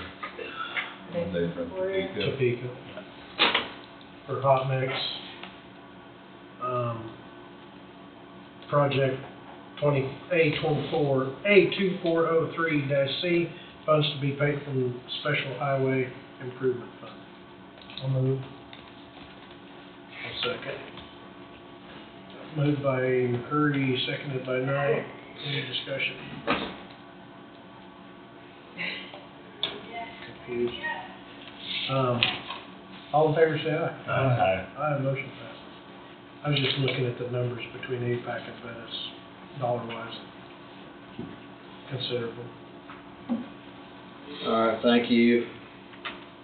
That is all of our motions for now. So looking at another possible asphalt project out on Angus Road, basically from 58 north. Some major patching we need to do out there, and so I'm gonna meet with some asphalt guys and kind of just see, what we're doing on these other ones, maybe possibly an inch leveling course with an inch overlay, or maybe some more in-depth patching on some asphalt. So I don't know exactly what we want to do there yet, but That second mile is really bad. yeah, the second mile's really bad, and there's, so it's like, may need some major patching on a few spots, and along with an overlay also in there, or a leveling course at least. So I've started some discussion there to meet. When I do that, I offer it all to like Kilo, Bettis, APAC to go out there with them and show them what we're looking at and get input from all of them, and to make a decision on how we want to move forward. I think it's always kind of been a soft spot. It has been. We've done a lot of work on some, especially that second mile, like you said. It's just But yeah, so that, we've got the funds in our special highway to add an additional asphalt project in this year. So, like I said, I don't know exactly what it'll be, but I'd be estimating probably around $800,000 to $1 million if we did move forward with the project out there. So, some point fairly soon, hopefully I'll come back with an idea of what we would like to do out there. There's gotta be quite a bit of traffic on it. I'm not on it much, of course. Yeah, I I don't know don't. whether you got a traffic count on it or not. We have traffic counts on everything, and It's gotta be quite a bit of yeah, traffic. there is quite a few. Yeah. Matting, so we're getting ready to purchase some matting that we use for our seating. It's gonna be like $14,000 worth of matting. So it's just kind of some dollars there, but just want to give you guys a heads up.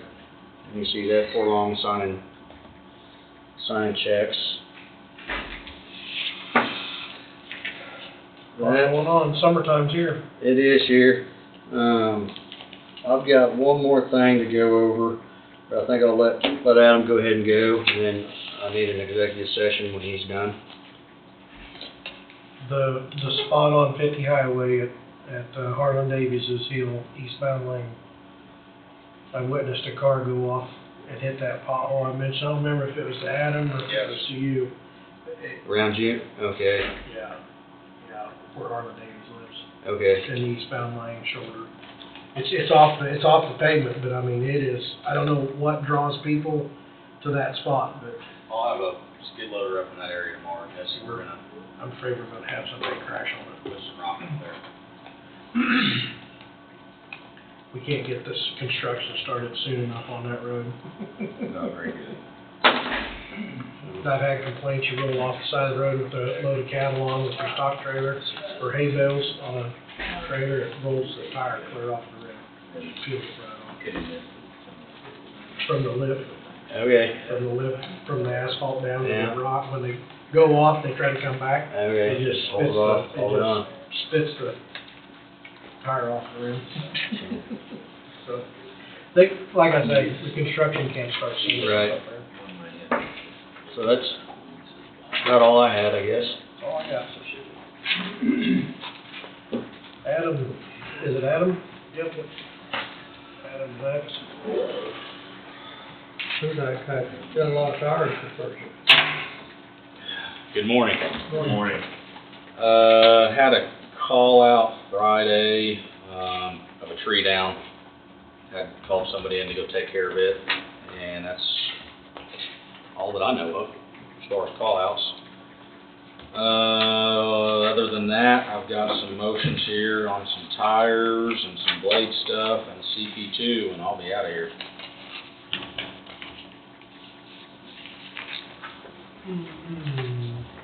Do the tires first? Yes. Let's see. I guess the way it's worded, it's gonna sound confusing to people, but bear with me.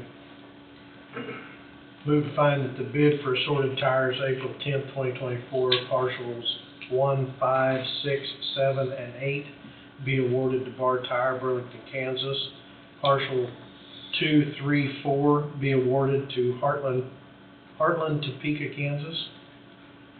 And partial 9 be awarded to Palms Tire, Topeka, Kansas. These bids awarded as the best bids, and to purchase same for partials 1, $1,120. I guess that's partial 5, or is that 5? Yeah.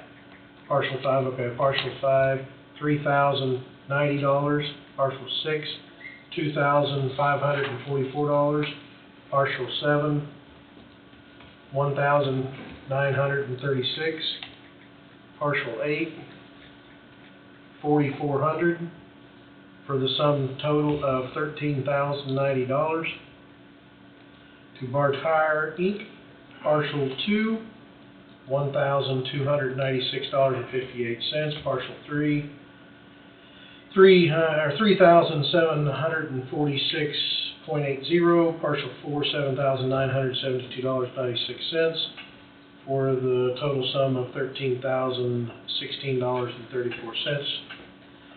To Heartland and partial 8, partial 9, $19,040, for the sum total of $19,040.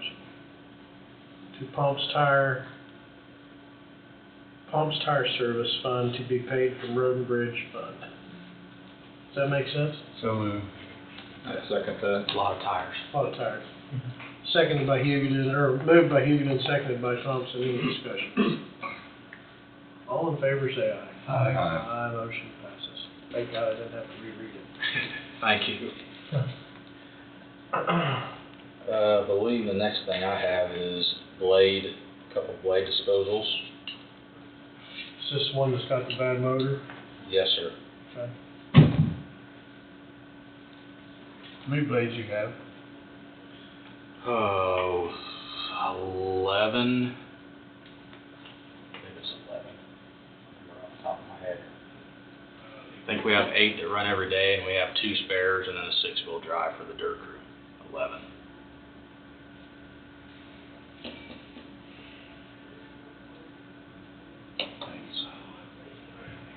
I knew that number was in my head somewhere. I need him. So back on the bad motor grader. Mm-hmm. Bad motor in the grader. What route did they go?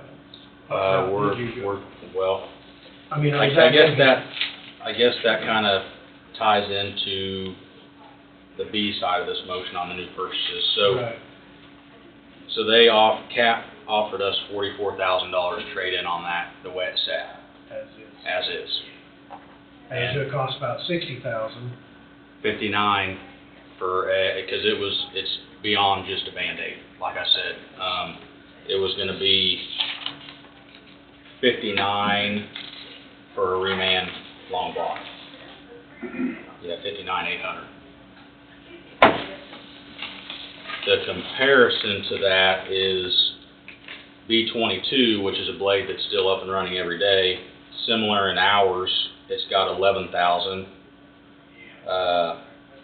Trade-in on that to CAP is $74,000. So you're looking at a $30,000 difference that we won't recoup Yeah. our money. You can't put the motor in it for that. Yes. You can put the motor in it, you gotta run it till Something else goes. something else blows up on it. Well, and you're still dealing with a 12,000-hour machine Exactly. on training, finals, All the above. everything. Yeah. Okay. So we got 2, we're getting rid of 2 of them, aren't we? Yes. B21 and B22. Move to find that 2013 Caterpillar 12M2 B01021, VIN ending in 7F9M 00357 and B22 F9M 00358 no longer required or cannot prudently be used for public purpose, Coffee County, and such should be disposed of by trade-in to fully for $118,000. Notice of the board's intention to dispose of said property will be published in the April 25th and May 2nd, 2024 in the official county newspaper.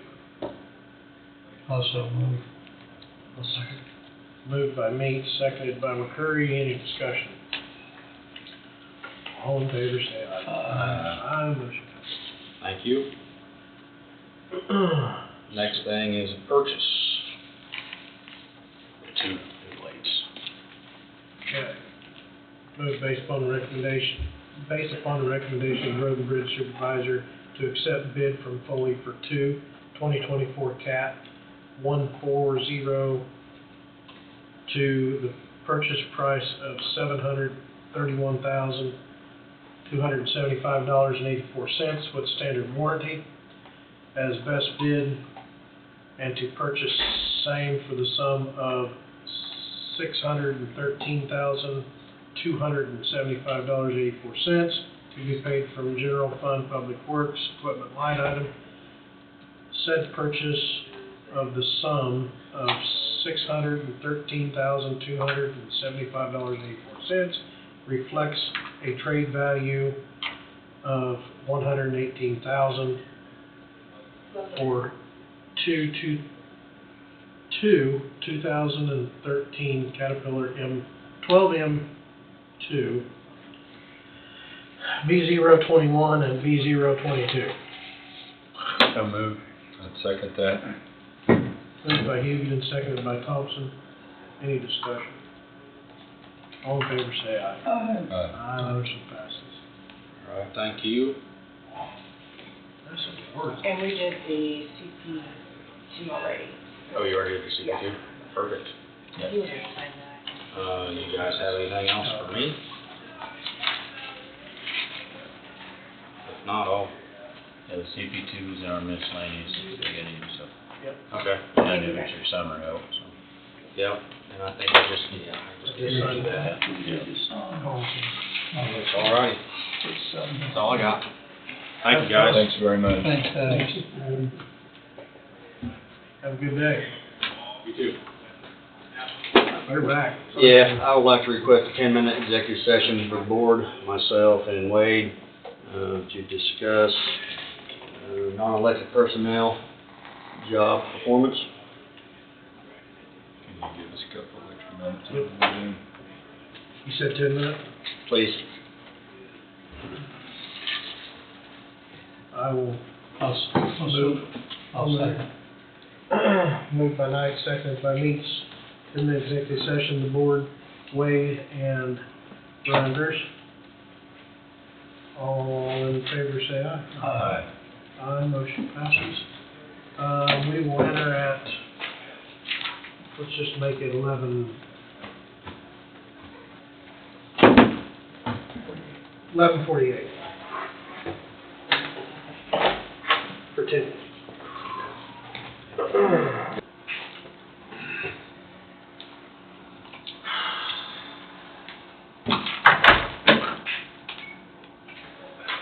Okay, we're back. No action taken.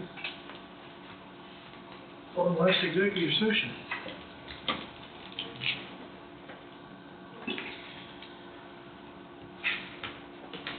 Now what do we got?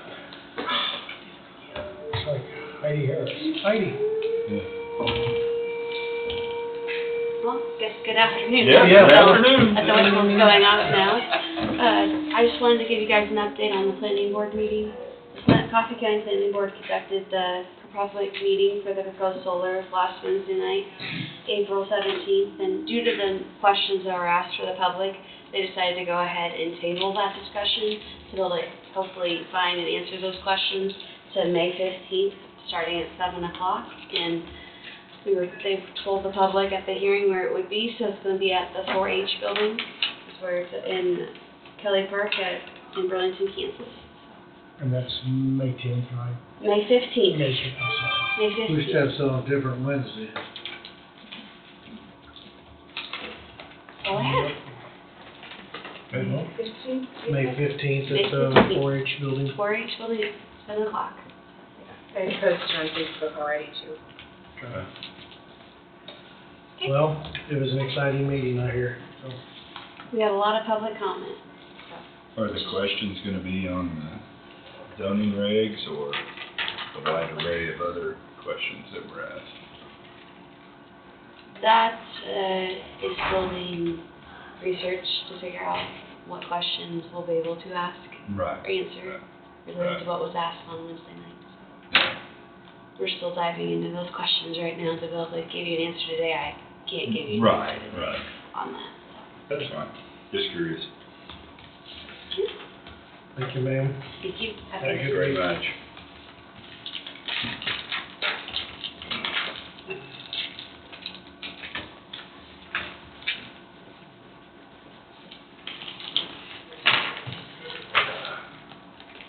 How's Mr. Johnson?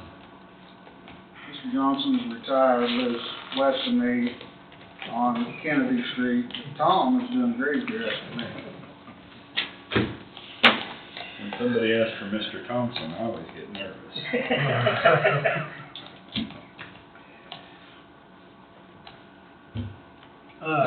Administrator. Skipper, you got anything for us today, sir?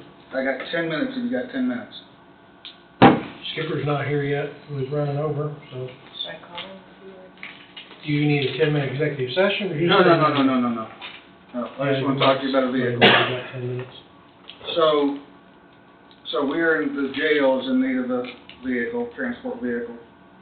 We have 140,000+ miles on that old truck we got. It'll transport, we left the cage in, so you can put one person in back, and if you have to, you can put one person beside you. So, because it's got the old transport we left in it, it was a patrol vehicle. Hey, Bobby, I snuck in with you, give me 5 minutes. So, I told him to start looking. We've got money in the budget for it, plus I've got money in my inmate trust fund. I have over $100,000 in my trust fund. So, I asked them to go looking for one. They found one at Lawrence.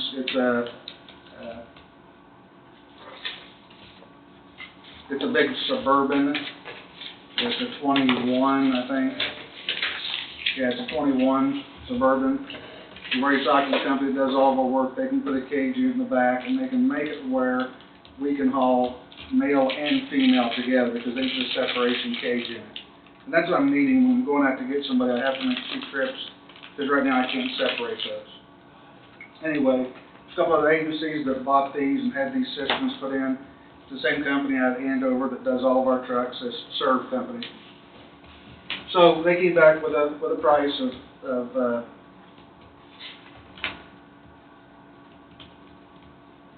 $48,000, and I asked them for trade-in. So I want to trade in that truck. I don't want to have it here. See what they'll do for trade-in. And it was 56.8 is what it was, and they gave us $9,000 for that old truck. And I mean, it's dollar to death. So anyway, so I said, fine. That price is fine. I can do that. If you checked locally, and they said no, and I said, go start checking. So Cromartie Ford has a 2021 Chevy Silverado. It's got another 25,000 extra miles on it. It's got 65,000 miles. But it's one owner. We know who it is. And they offered us $10,000 trade-in on the truck, which would make it $48,000, the same price as what Lawrence is. And it would be a local purchase. Now, again, yeah, it's got 25,000 more miles on it, but it's local. It's doing business here local. I guess I'm asking your advice. It's my personal opinion that we buy local. I agree with that. We need it. I've got the money. I just want to check with you and tell you, even though it's got a few more miles, 25,000 more miles, it's a local purchase, and we know who sold it. There's 25,000 difference. What was the 2 mileages? So one of them is 65. The one here is 65 Okay. for, and the one in Lawrence is 40 something then, huh? it's 27.7. So. How many? 27,700. 27,700. Yeah. So that's a lot more than 25. Yeah. I'm after it. 30,000 difference. How many years is that? What do you think you're gonna put on mileage wise? we asked that too. I mean, if all we're doing is doing small transports and going and getting meals, you know, to 2,000, 2,500 a year. And so it'll last us a long time, even with 65,000 miles. It's four-wheel drive, so we can get back and forth in winter time. If we have to go someplace to get an inmate, wherever it may be, and transporting people, we still have to take somebody to the dentist, to Emporia. So that's the closest place that we'll do our inmate dentals. And we average one a year, one a month. So 10 or 12 times a month, we have to take somebody in Emporia. It'll be with us again. All I'm asking, I guess, is your opinion whether we do, you know, the 30,000 miles, 25, 30,000 more miles. It's 38,000 difference in mileage if I figure it That's correct. all Way it over is. twice as much. That's What year is what it? everybody else. What year is the Civic, Tom? The one here is a 21, and the one at Lawrence is a 22. So it's a year there and 30-some thousand miles difference.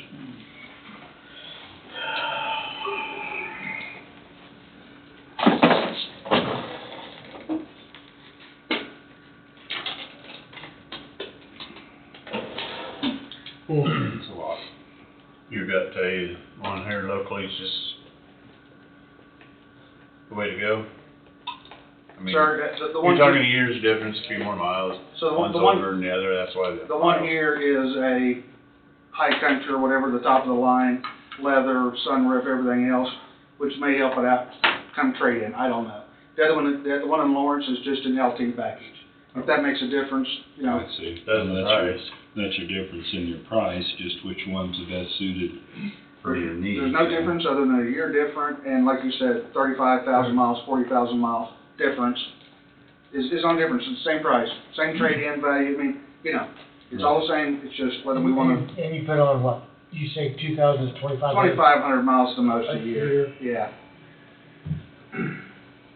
So, There's probably nothing wrong leaning towards, with that mileage, be nothing wrong leaning towards the local one, probably. I can go either way with it. Yeah, and that's what I mean, I could go either way. Go. what do you recommend? Steve, I'm for going local. I mean, I know there's a difference in miles. I mean, more bang for your buck. What kind of what do they do in this, when they equip it? What do you do as far as seats or whatever? So they won't do anything with the seats, they'll actually put a transport cage in it to where it will separate, the last two seats, it's a three-seater, you know. Right, And they'll make a separation unit where we can hold, for example, women in the back. If we have to go get a bunch of women, there's a couple of guys, you still take some guys in the back, because you have to have that, it's supposed to be sight and sound separation, you can't let them sit together. And so what this does, will give me the opportunity to separate and make multiple transports from the same company. No, it sounds like a good Yeah, idea, I yeah. understand. So that's all it is give us I'm the agreeable opportunity. with Now, whatever everybody wants to do. yeah, and so like I said, there's no difference other than one's local, yeah, that's more mileage and it's a year older. I'm good with local. I'm good with local. I have no problem with it, so. Okay. Well, like I said, I'm just gonna tell my people we're gonna spend money local then. So we'll just do it here. Within reason, yeah. Yeah, absolutely, absolutely. It's just hard for me to tell the public, in my opinion, yeah, it's got a few more extra miles, yeah, you can probably go either way, but if I can spend money locally, I'm gonna try to spend it locally. So, That's fine. that's all I have, folks, that's all I wanted, just touch base with you. Good, thanks. Thanks, guys. Thank you. Sorry, boss. It's all yours now. Take care, Tom. See you guys later. Be careful. Yep.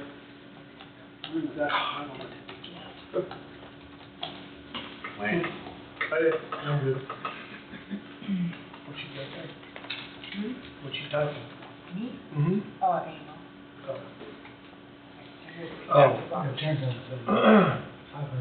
Mr. Skipper, you're up next.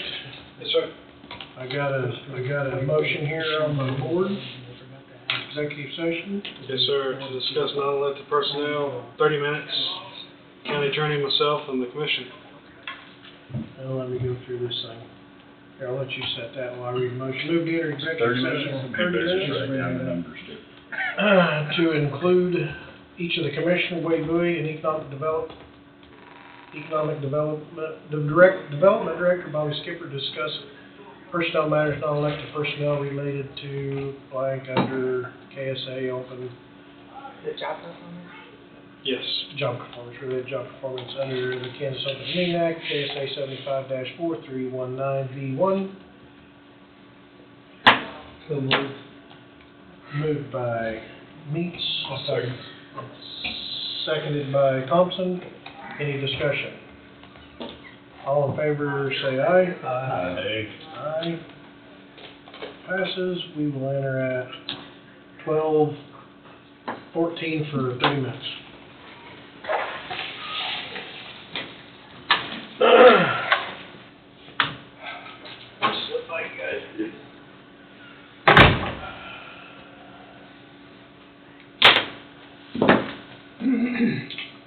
It'll take me a few minutes to get this button reset. See, that's where I screw up. I go too fast. Yep. Hello? We are back, but we are going to go back again under the same executive session as previously. Same people for 20 minutes. Going back in into the same thing. Okay. Yep, same 20 people, minutes. same thing, 20 minutes. I'll still move. I'll second that. Moved by Meeks, seconded by Thompson. All in favor, say aye. Aye. Aye. Motion passes. We will enter at 12:50 for 20 minutes. I don't worry about exercise until I come down there on a Monday morning. We're gonna get the elevator people back in here, it's expired. Is it? Yeah. It expired 3/31. Well, here we go. Zippity-doo-dah.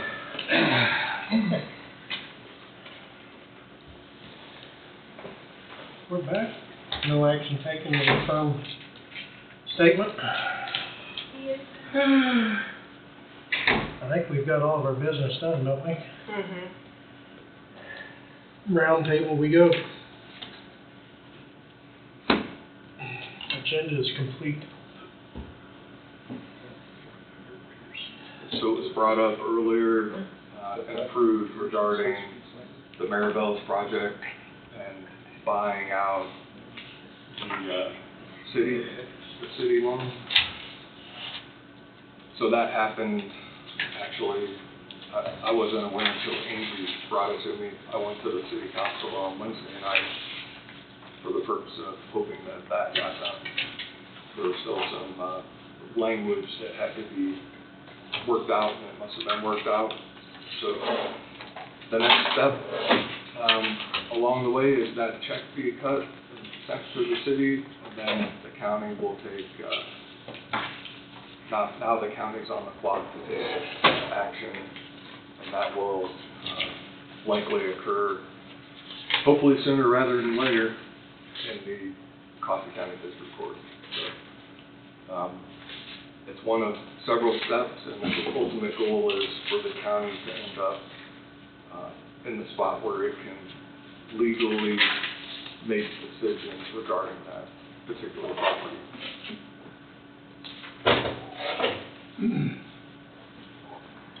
Number two,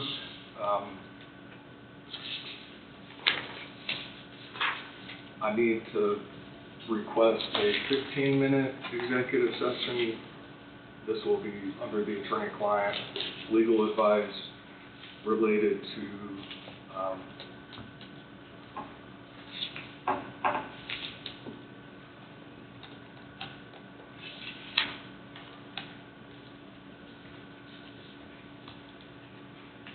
rules regarding the conduct of business by subordinate boards, appointed boards.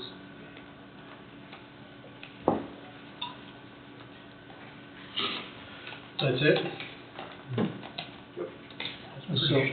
I'll so move. I'll second.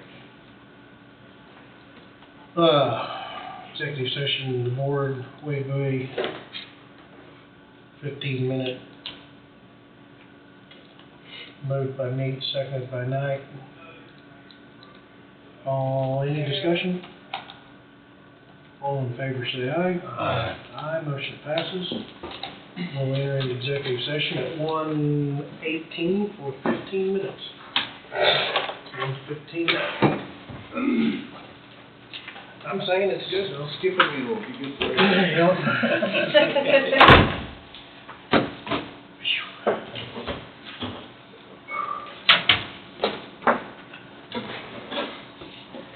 Wade, are you done with round table?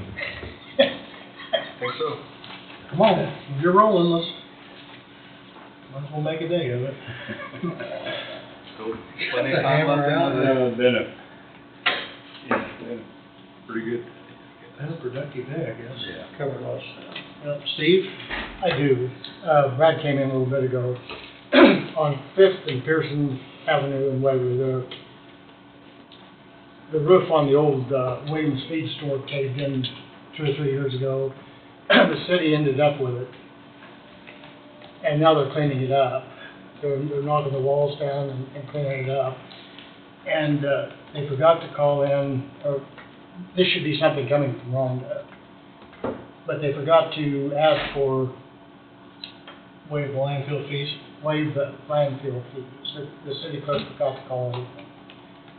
So I'm bringing it up. Is this appropriate to bring it up? Personally, it doesn't bother me. I mean, no offense against the housing authority, but I mean, if an individual like the city of Waverly or city of Burlington or Joe Schmo for that fact should be able to come to us, I think.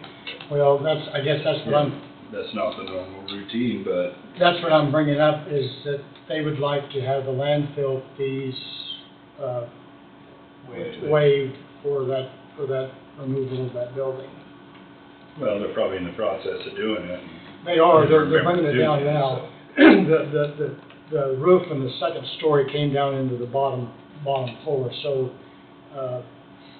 they're taking, the old Williams garage is still intact, so what they're doing is removing that building part, a brick at a time, mainly, and getting it down to the ground floor, and then they'll clean it up. And Is this something that they're working on right now? They're working on it right This now. week? Yes, They'll have time to come back next week. That's correct.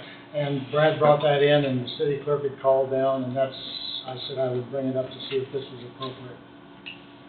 I don't have a problem taking action yet. I don't I either. make a motion to waive landfill fees for the city of Waverly to take down the old Williams Produce. produce building. Right, Located at 500 Pearson, that's correct. city of Waverly, Yeah. Waverly, Kansas. It'd be Fifth and Pearson. Also, Second that. I seen he had his computer off, that's why I read it, so. Oh, any, Oh, no, that's okay, but can you tell me what it was called again? It was the old Williams Produce building. Williams Feed, I'm not sure the exact name, but it's in, Bob Williams. yeah, that covers. Yeah, and this was at Fifth and Pearson. 500 Pearson or 5th and Pearson? Fifth and Pearson. Okay. And I hope I understood Brad, but I know that's what it was. moved by me, seconded by Thompson. Any discussion? All in favor, say aye. Aye, motion. Glad to know. Although I think Rhonda, once that's done, she gets a hold of the landfill, doesn't she? Or who does that? They probably do. You'll have to, probably have to know who the contractor is that's doing it. Yeah, someone.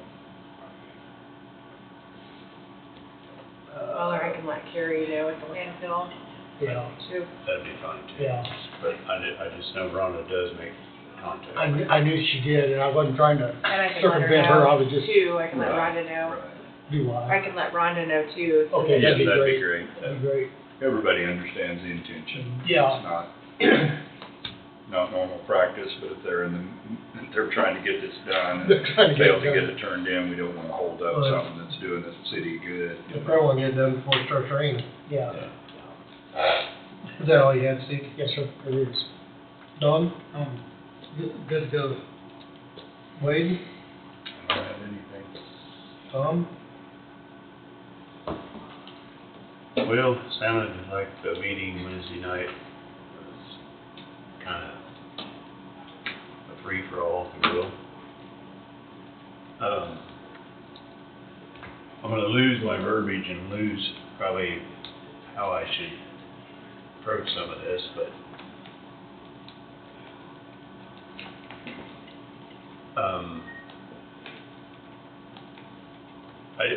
I have a hard time understanding people sometimes, why we don't, and I'm guilty of it myself, but I had to sit at breakfast the other day and hear that the county only had 2 blades to maintain all these roads in Coffee County. No, way more than 2. Well, that's what I heard. Well, no, I don't think you heard right. So that's why I asked Adam how many blades you got. He said, well, they got 8. I mean, just people's perception sometimes, and just baffles me, but I'm saying all this to say that I got I call them nasty grams anyway, via messenger, that commission needs to not be a limp rag and grow a spine, and our county's being taken over and all sorts of wild accusations. We go into executive session to protect people sometimes so that, we're not mentioning derogatory things that may have been said about them or protecting them or whatever. Is it legal for me to say, okay, I got a nasty gram from whomever saying I'm a limp rag and I'm spineless? Might wanna wait a week and think about it. So I'm just wondering if I can, like, when I'm in the round table here, can I say, well, Joe Schmo called me over the weekend and said you're a piece of crap. I mean, technically, you probably can, but is that what you wanna do? I don't know. In generalities. But yet people want to go to a meeting and drive you up crap that, like last Wednesday night, that had nothing to do with the meeting. And like I say, I've talked to people before here in the public, I feel that I work pretty hard to get the knowledge out there about the CHIPS plant and who's the new investors and where we are at with that. Van Burnberg stood up here for 20 minutes and spoke, and then it came out in the paper. And I talked to the people, did you see that paper? No? Didn't read the paper. But yet you want to complain about it. So I say all this to say that you don't like what a Coffee County Commissioner is doing or a board member is doing. There's, how many up for election this year? There's board members appointed to other boards all the time. You can get a list of all these boards and sign up. If you don't like the way somebody's doing it, Yet you think your opinion's better, then more people share your opinion, you ought to run. I don't mind being approached and being spoken to correctly, but I don't, just to keyboard me and say, I need to grow a spine, no. No. I'm not gonna reply to that, I'm not. So. And I don't mind I'm like you, I don't mind I'm dialogue. a good dialogue. Yeah, I've received a couple of phone calls from a couple of people. We had very good dialogue, and, so, you're welcome to come here. 9 o'clock every Monday morning, you're welcome to show up. So many of those people like to sit in the background, make issues. Yeah. Don't know the subject completely, don't understand the topic. So But we're not gonna get away from that, Tom. No, we're not, but before too long, I'm gonna say, Joe Schmo, by the way, sent me an email on the weekend saying, Wade Thompson's a piece of junk. Could have heard that. So, I mean, you know, I feel like I'd be stirring the pot. I'm not trying to.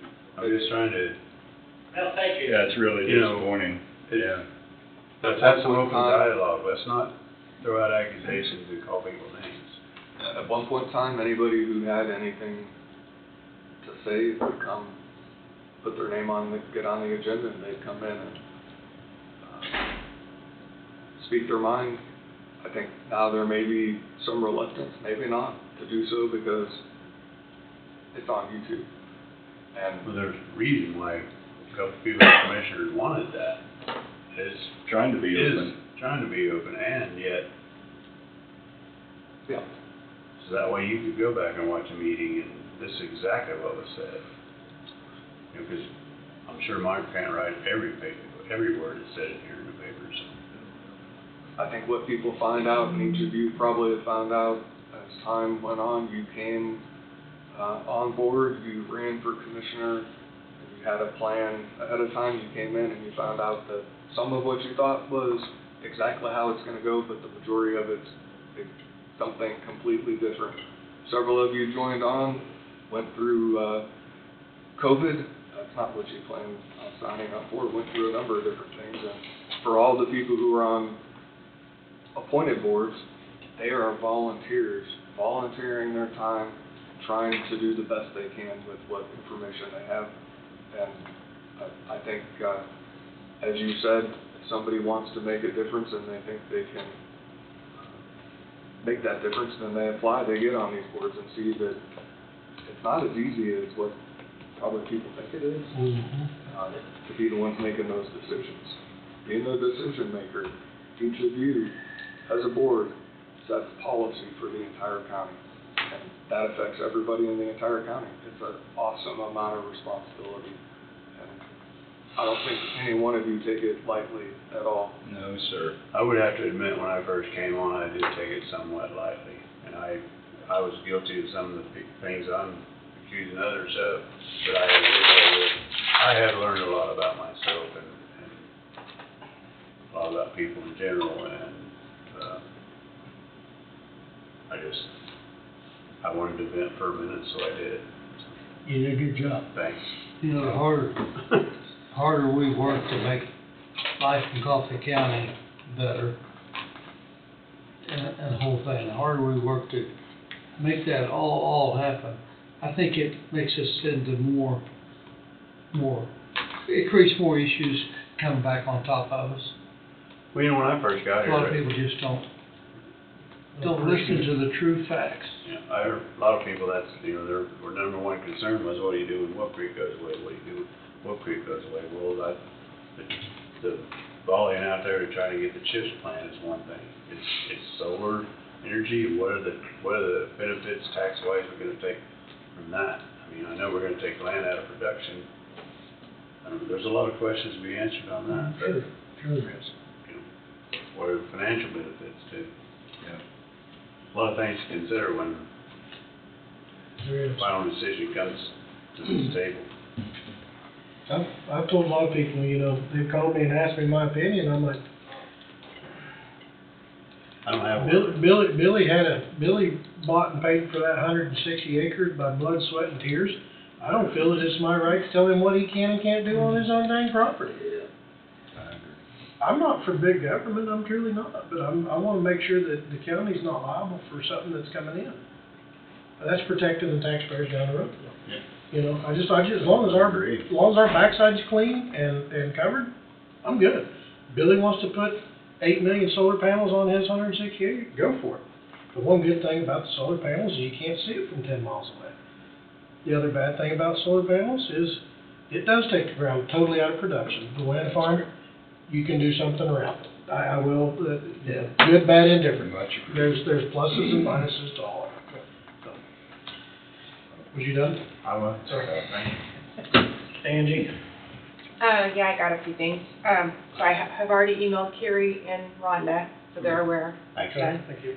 I've already sent the letters out to the board appointments today, so it's already done. And you've got a copy you saw there. Next, we need to advertise for the airport board. We have one up May 18th. So I've already prepared to post that on Facebook and get to Mark. We'll be published every day Very good. until, Is the member going off reapply, I mean, well, I don't know. Oh. I don't know that yet, but regardless, we always still advertise. Sure. So I will reach out and ask Darren if he knows if they're gonna be reapplying or not. And then, don't forget, we have the Southeast Kansas Board meeting this week, Thursday. and what time I think we'll probably start registration 8:30 to 10 is what it is, or 9 to 10, one of the two. It's 8:30 or 9 to 10. And then you all are meeting with the commissioners out at EMP Shields, so that's all set up and arranged. Okay. We have a Coffee County Transportation van that's going to help deliver you out there. And then we got the night school bus from the school that's going to deliver people up here. And they're just going to bring one because they figured with the amount of people that they could just run it continuously. And then we've got the lunch, the dessert, the entertainment set up. We're going to go down and set up and decorate on Wednesday, make sure everything's good to go.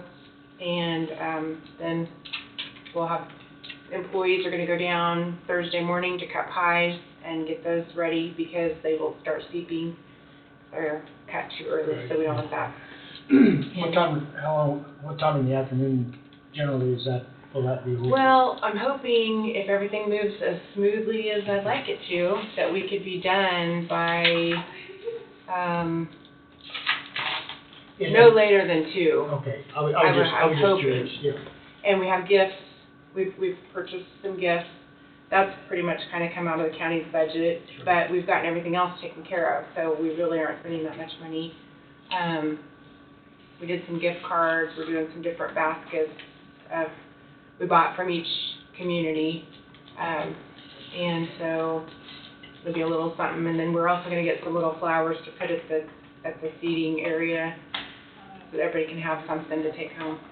And so, anyway, all should be good. So, are you available anytime this week to go over? Tuesday tomorrow I have to be like 10:30 in Emporia.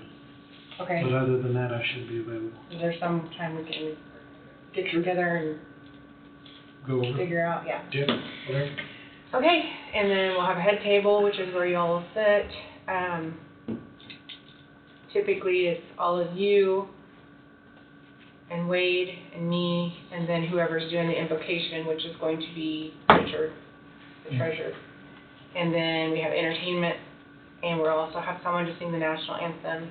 And we'll have students there to serve, pick up dirty plates, help clean up, to keep things moving through quickly. Is there a dress code? No. No, I'm not trying to be. No, but you're going to be in front of all officials. So from 17 counties. So no white t-shirts or anything like. No, SpongeBob SquarePants. Right. And you can dress how you want. I mean, I've seen people dress up. I've seen people dress just like you are today. So Most of them are like that. I will dress up. I can tell you that. That's just going to be me. But I'm going to be having a meeting in here with the clerk. So. But yeah, so hopefully it will go smoothly like it has in the past. So 8:30 here? Kelly Hall. That's Okay, where we start there. registration, yeah. Okay, at Kelly, okay. And then that's where we'll be from to go to the Yep. EMP. Yeah, they'll transport you out there, unless you all want to drive, which you could do that too. But I do have a transportation van to be there to take you and pick you up. Okay, okay, very good. And hopefully, like I said, it all goes smooth. So how does this all work when we all meet again Thursday?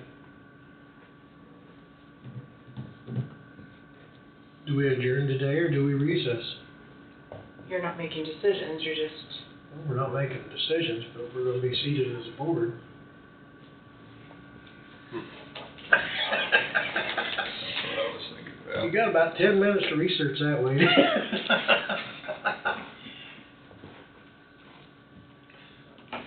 What would hurt to recess and just reconvene on that morning? I mean, It'd keep us out of hot water, wouldn't it? Yeah, I mean, do people ask questions to the board? And then if they answer a question that has to do with county, like something specific to Coffee County, I don't know. You know, like, just someone might be interested in the chips deal. How are you guys coming along on the chips? And then you're sitting there going, I can't answer that question. You're gonna get questions on that.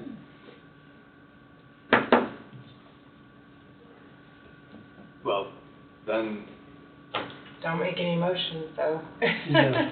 then you're gonna be not on YouTube. And it's not gonna be, although that's, as a courtesy, it's not required. Right.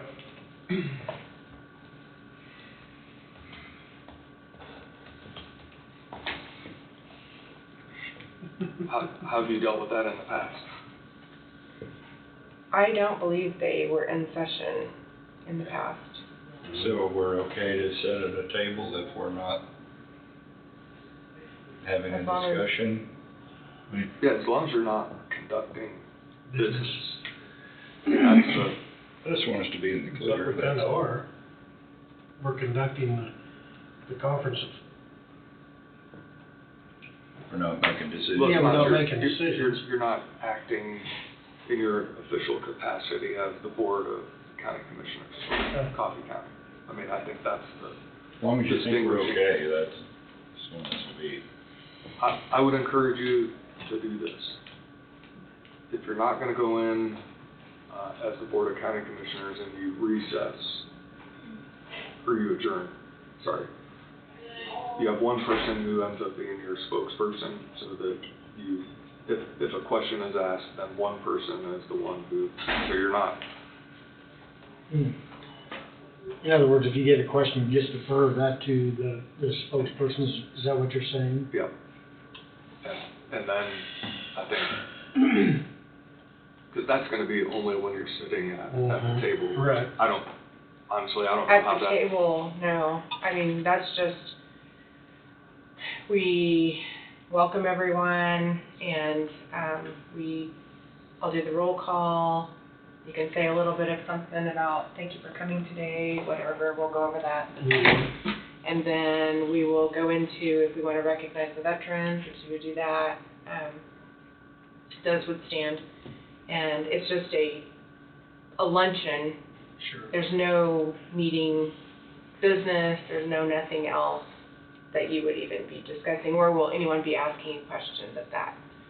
And you're just sitting at the front because we're the host of everyone, and so then when we hand the prizes out, and so that's really it. I mean, it's nothing. So it doesn't You sound have a like. speaker coming in. You have entertainment. I mean, yeah. I think you're Good. clear then. Okay. Very well. Anything else? That's it.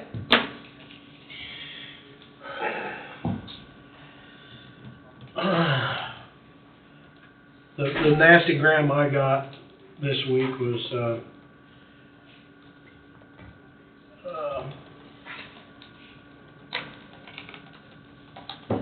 it says commissioners, and it says, an individual, your commissioners, and next area are trying to pull on Coffee County now.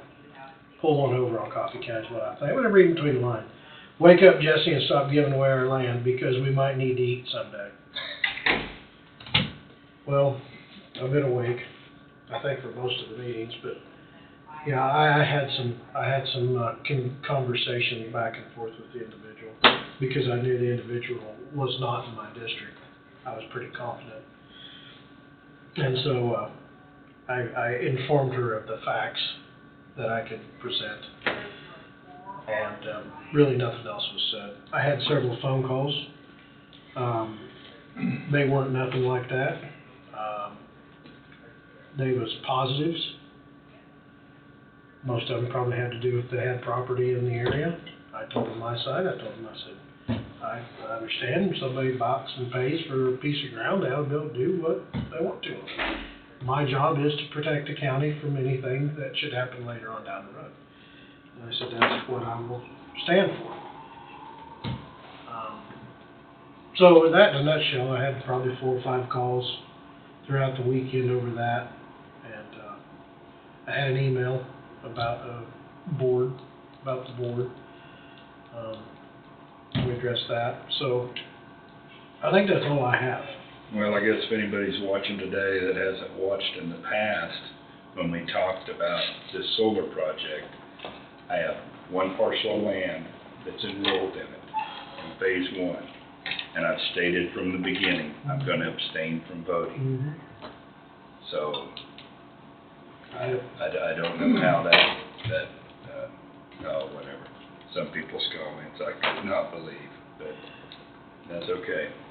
I did get asked by Cameron Roth, I stopped by and signed a statement of representation on the land we are selling for the county.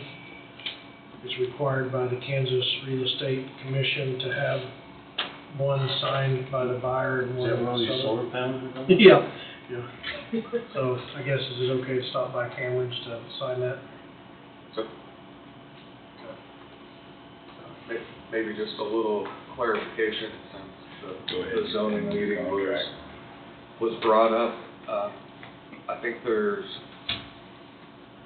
and I fielded questions about it too, the difference between what's happening before the zoning board and what happens before this board are two different things. Before the zoning board, in their role, and for Wednesday's purposes, last Wednesday, they are acting as a legislative body on behalf of the governing body. What that means is they are responsible for preparing proposed zoning regulations, i.e. legislation that is specific to Coffee County, and it's no different than other counties who have zoning regulations for a wide variety of different things. And when they propose that as the legislative arm of the county, then they send out notice to the citizens who want to come in and make comments regarding whatever those proposed regulations are, good, bad, and indifferent, and it's specific only to those regulations. A lot of the questions centered around things that are the what-ifs later on down the road, and with the assumption that something is passed and being put in the ground. And that's not what the purpose of the zoning board, when in their legislative role and function is. It's to put pen to paper and put together something that board reviews and either blesses or doesn't bless, and send it on to this board, where then this board would be required to have a public meeting where the same citizens who came before the zoning board could come before this board and tell this board why they're for, why they're against, but that's that process. And I think some of what was observed, my opinion is people have the opportunity to speak their mind, but it went maybe outside of the boundaries of what would be comments specific to the proposed regulations, which is what that hearing or public meeting was about. And that needs to be clarified and the focus of those type of meetings, because that's the whole goal. And a lot of the questions that got put to the zoning board members, I'm not sure they're the ones who can answer that the best, because some of those questions are hypothetical what-ifs that are probably best posed to this board, or if it even takes that next step further to the particular applicant. So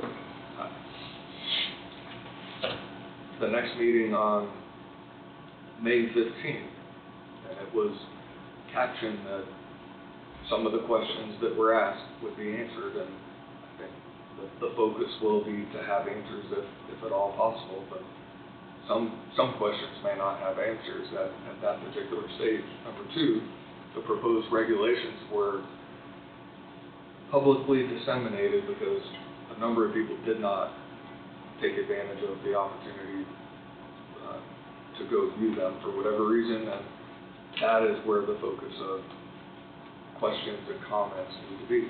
For example, there's a section in there that deals with setbacks, questions about setbacks. Not going off on things that probably are better served to be answered by this body, but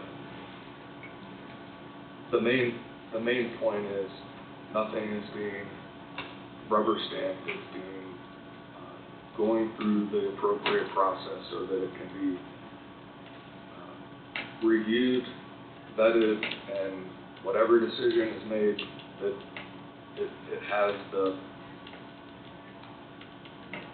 the public participation. It's been vetted that way, and I don't know how else to word it, and that last part probably could have been clarified better, but nothing is rubber stamped.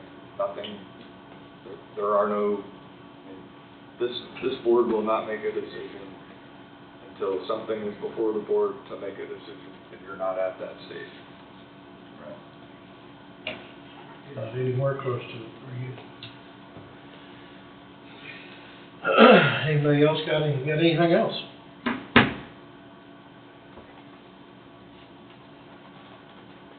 Speak now, forever hold your peace. If the gavel be good. If you don't have anything, we will adjourn at 2:06. Have a good week. Be safe.